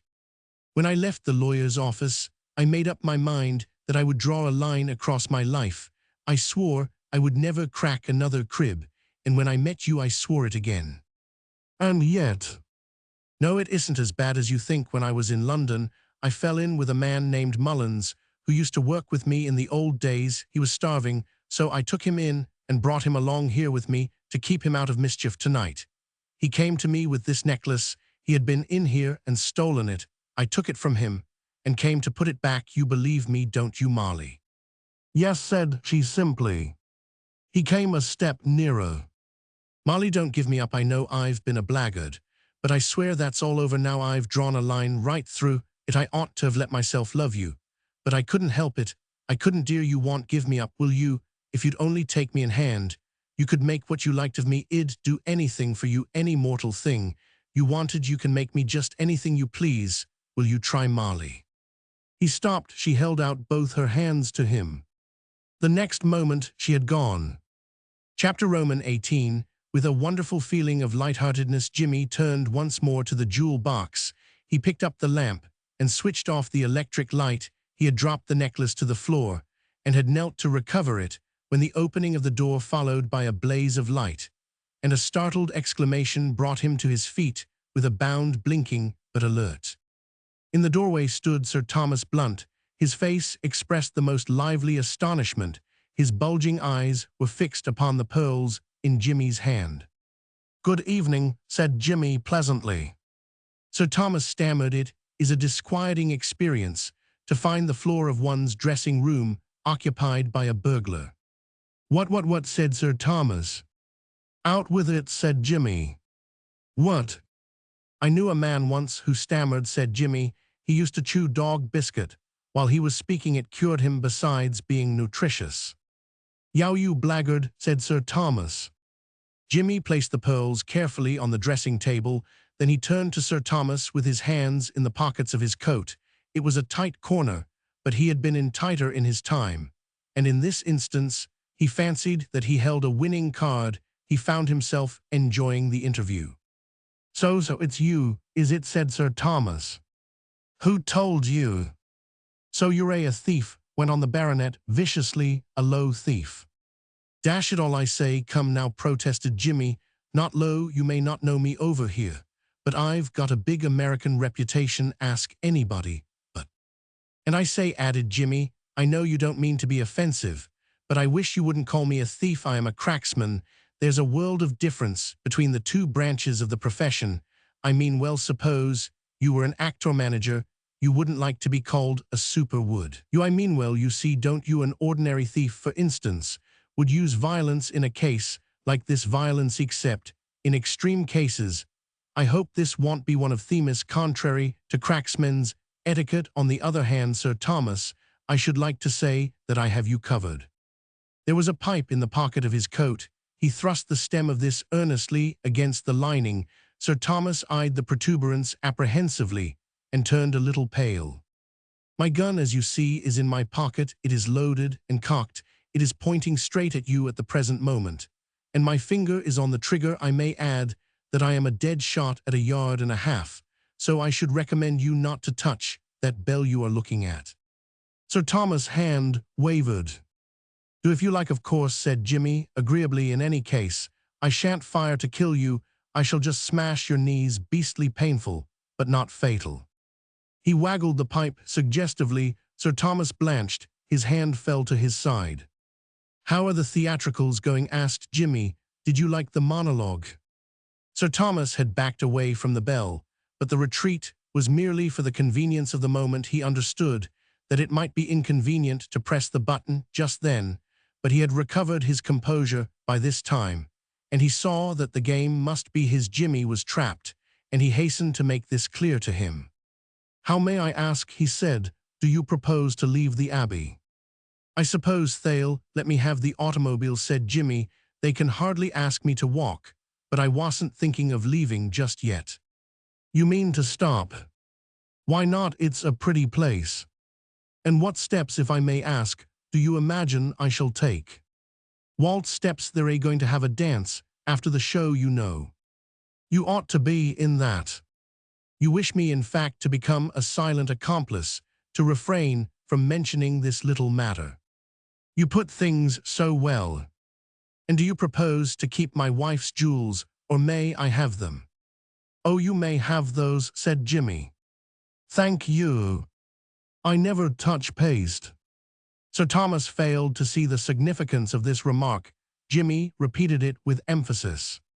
"I never touch paste," he said, "and Lady Blunt's necklace is, I regret to say, made of that material." Sir Thomas grew purple. "Mind you," said Jimmy, "it's very good paste. I'll say that for it. I didn't see through it till I had it in my hands, looking at the thinjavan quite close. I was taken in for a moment." The baronet made strange gurgling noises. "Paste," he said, speaking with difficulty. "Paste, paste, damn your impertinence, sir. Are you aware that that necklace cost £40,000? Then whoever paid that sum for it wasted a great deal of money. Paste it is, and paste it always will be." "It can't be paste." "How do you know?" How do I know I am an expert? Ask a jeweler how he knows diamonds from paste. He can feel them. He can almost smell them. Let me look. It's impossible. Certainly, I don't know the extent of your knowledge of pearls. If it is even moderate, I think you will admit that I am right. Sir Thomas snatched the necklace from the table and darted with it to the electric light. He scrutinized it, breathing heavily. Jimmy's prophecy was fulfilled. The baronet burst into a vehement flood of oaths and hurled the glittering mass across the room. The unemotional mask of the man seemed to have been torn off him. He shook with futile passion. Jimmy watched him in interested silence. Sir Thomas ran to the jewels and would have crushed them beneath his feet had not Jimmy sprang forward and jerked him away from them. "Be quiet," he said. "Confound you, sir. Will you stop that noise?" Sir Thomas, unaccustomed to this style of address, checked the flood for a moment. "Now," said Jimmy, "you see the situation at present. You and I are the only persons alive, to the best of our knowledge, who know about this stay, though there must be one other. The real necklace must have been stolen. It is impossible to say when. Years ago, perhaps. Well, that doesn't affect us. The thief, whoever he is not likely to reveal what he knows. So here you have it in a nutshell. Let me go, and don't say a word about having found me here. And I will do the same for you. No one will know that the necklace is not genuine. I shall not mention the subject, and I imagine that you will not. Very well then. Now for the alternative. Give me up, give the alarm, and I get well. Whatever they give me, I don't know what it would be exactly. Something unpleasant. But what do you get out of it? Lady Blunt, if I may say so, is not precisely the sort of lady I should think who would bear a loss like this calmly.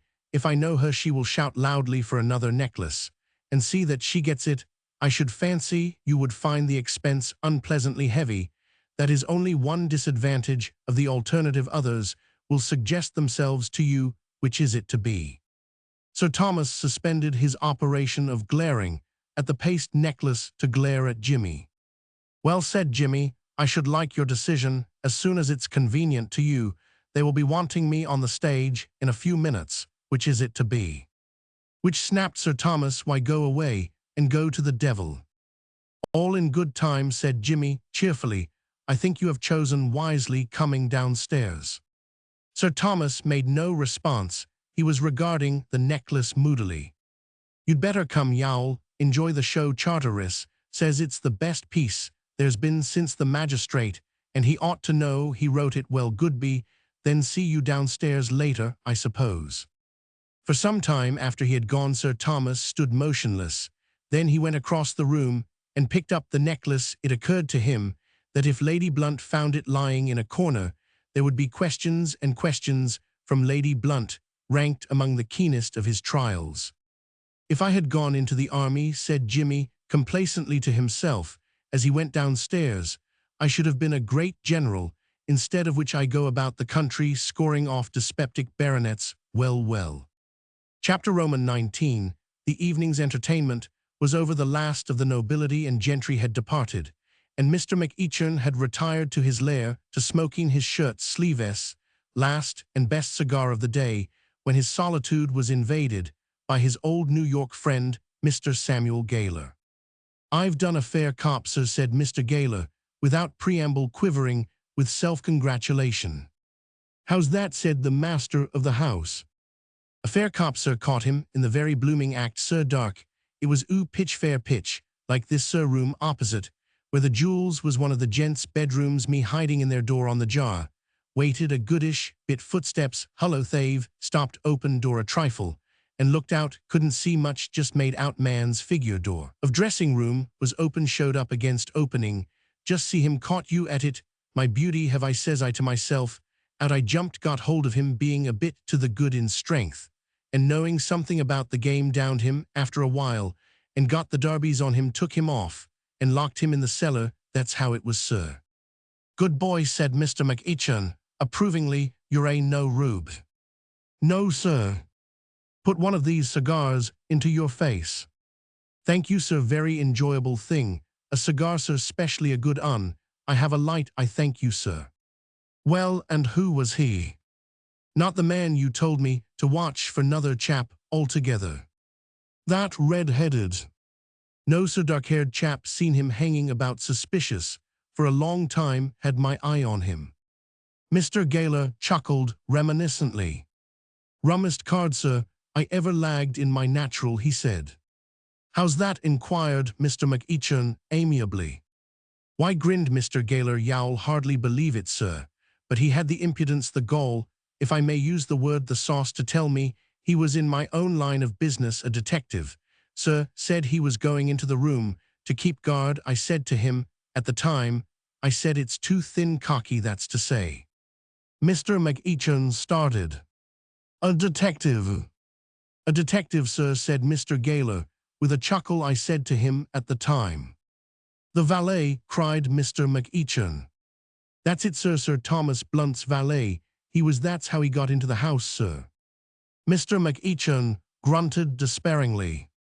The man was right. He is a detective. Sir Thomas brought him down from London. He never travels without him.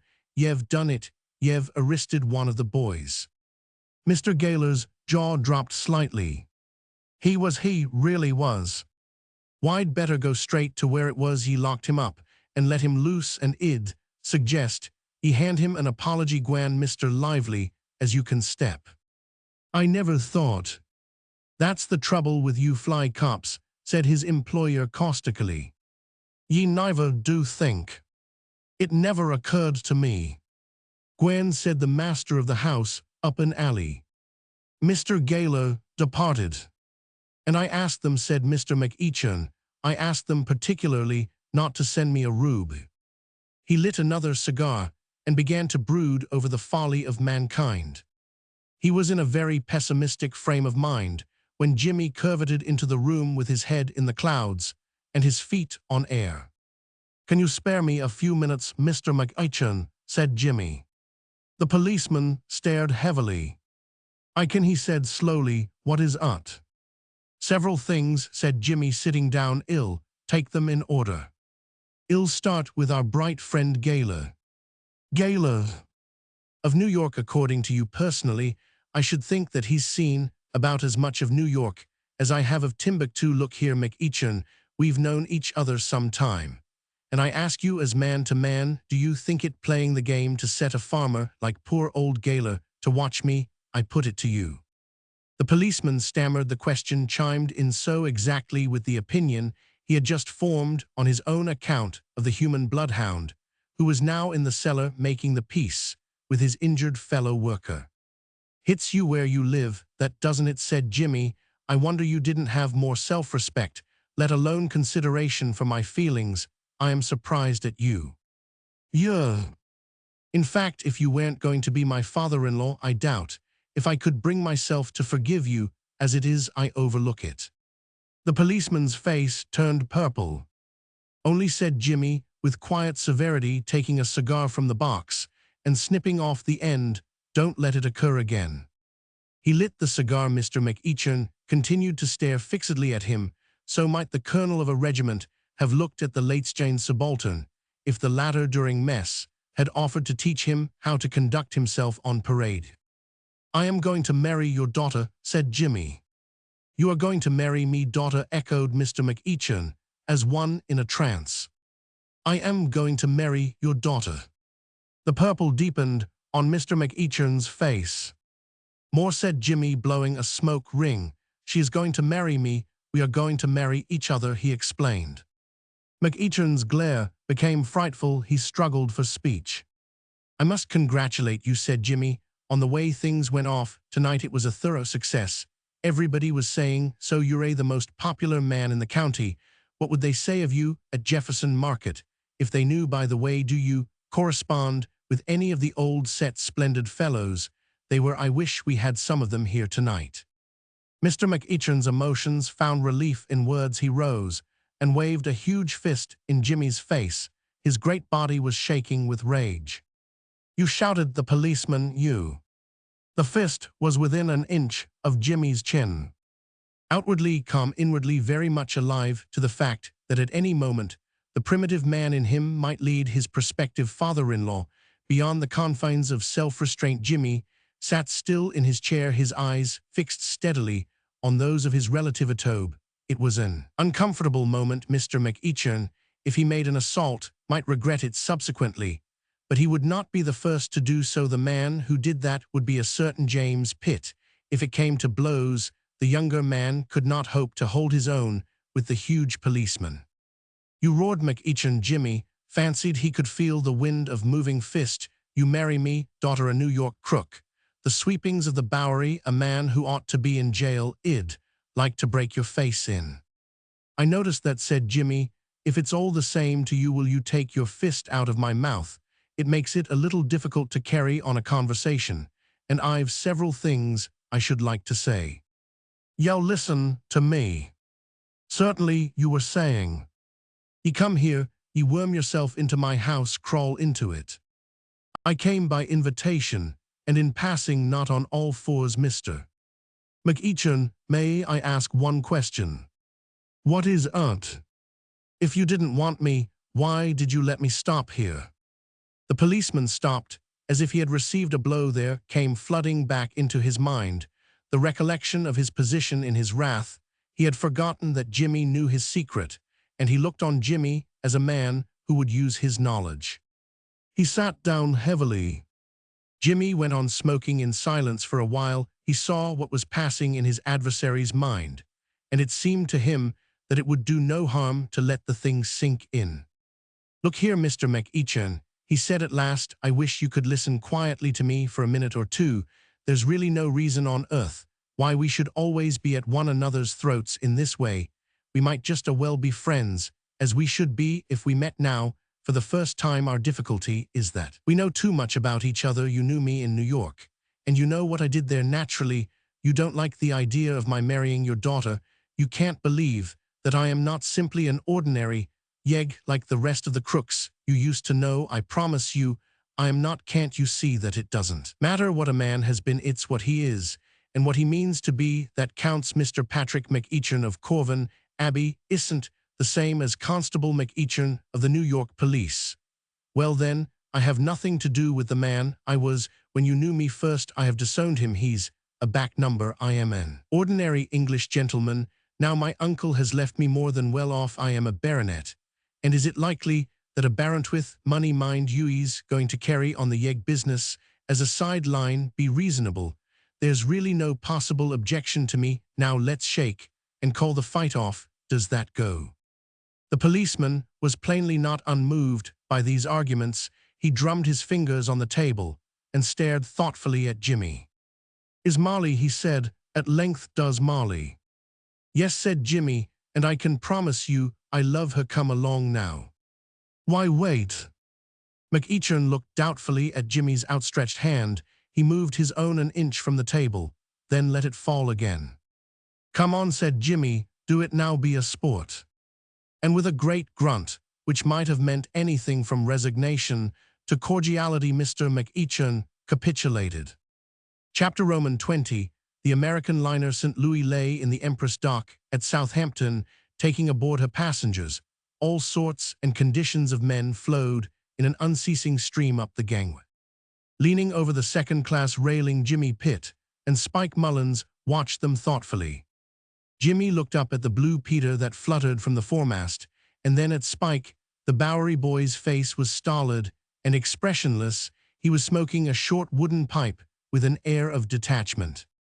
Well, Spike, said Jimmy, your schooner's on the tide now, isn't it? Your vessel's at the quay. You've got some queer-looking fellow travelers. Don't miss the two Sinhalese sports.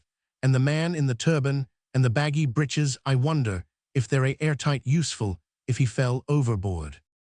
Sure, said Spike, directing a contemplative eye toward the garment in question. He knows his business. I wonder what those men on the deck are writing. They've been scribbling away ever since we came here. Probably society journalists. We shall see in next week's Sphere. Among the second-class passengers, we noticed Mr. Spike Mullins, looking as cheery as ever. It's a pity you're so set on going, Spike. Why not change your mind and stop?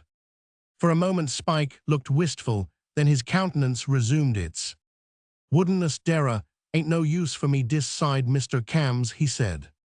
New York's the spot. Yous don't want none of me now you're married.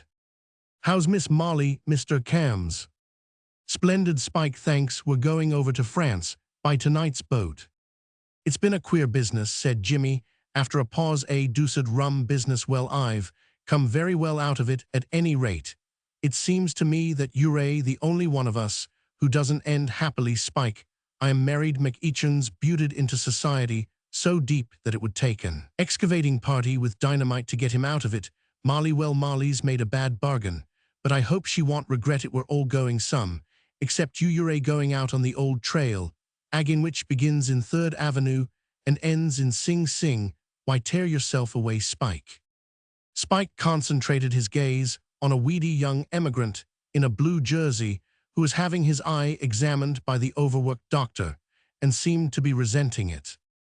"Dara's nothing doin' dis side, Mr. Cams," he said at length. "I want to get busy." "Ulysses Mullins," said Jimmy, looking at him curiously, "I know the feeling. There's only one cure, and I don't suppose y'all ever take it. You don't think a lot of women, do you, you're the rugged bachelor?" Goyles, began Spike comprehensively, and abandoned the topic without dilating on it further. Jimmy lit his pipe and threw the match overboard. The sun came out from behind a cloud, and the water sparkled. "Those were great jewels, Mr. Cams," said Spike thoughtfully. "I believe you're still brooding over them, Spike. We could have got away with them if you'd have stood for it dead easy. You are brooding over them, Spike. I'll tell you something which will console you a little before you start out on your wanderings. That necklace was paste." "What's that?" "Nothing but paste. They weren't worth $30. A light of understanding came into Spike's eyes. His face beamed with the smile of one to whom dark matters are made clear. "So that's why you wouldn't stand for getting away with them," he exclaimed. The last voyager had embarked. The deck was full to congestion. "They'll be sending us ashore in a minute," said Jimmy. "I'd better be moving. Let me know how you're making out, Spike, from time to time. You know the address. And I say it's just possible you may find you want $1 or $2 every now and then. When you're going to buy another automobile, for instance, well, you know where to write for it, don't you?" "Tanks, Mr. Cams, but that'll be all right. I'm going to sit in at another game this time. Politics, Mr. Cams, a friend of a mug. What I knows has got to pull me. Brother Dan is an alderman wit a grip on de 11th Ward," he went on softly. "He'll find me a job. Y'all be a boss before you know where you are." "Sure," said Spike, grinning modestly.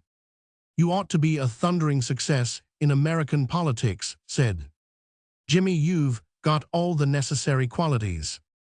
A steward passed. Any more for the shore?" "Which shore?" asked Jimmy. "Well, Spike." "Good be, Mr. Cams." "Good be," said Jimmy, "and good luck." 2 tugs attached themselves excitedly to the liner's side. The great ship began to move slowly from the shore. Jimmy stood at the water side and watched her. The rails were lined with gesticulating figures in the front row. Spike waved his hat with silent vigor. The sun had gone behind the clouds as the ship slid out on its way. A stray beam pierced the grayness. It shone on a red head.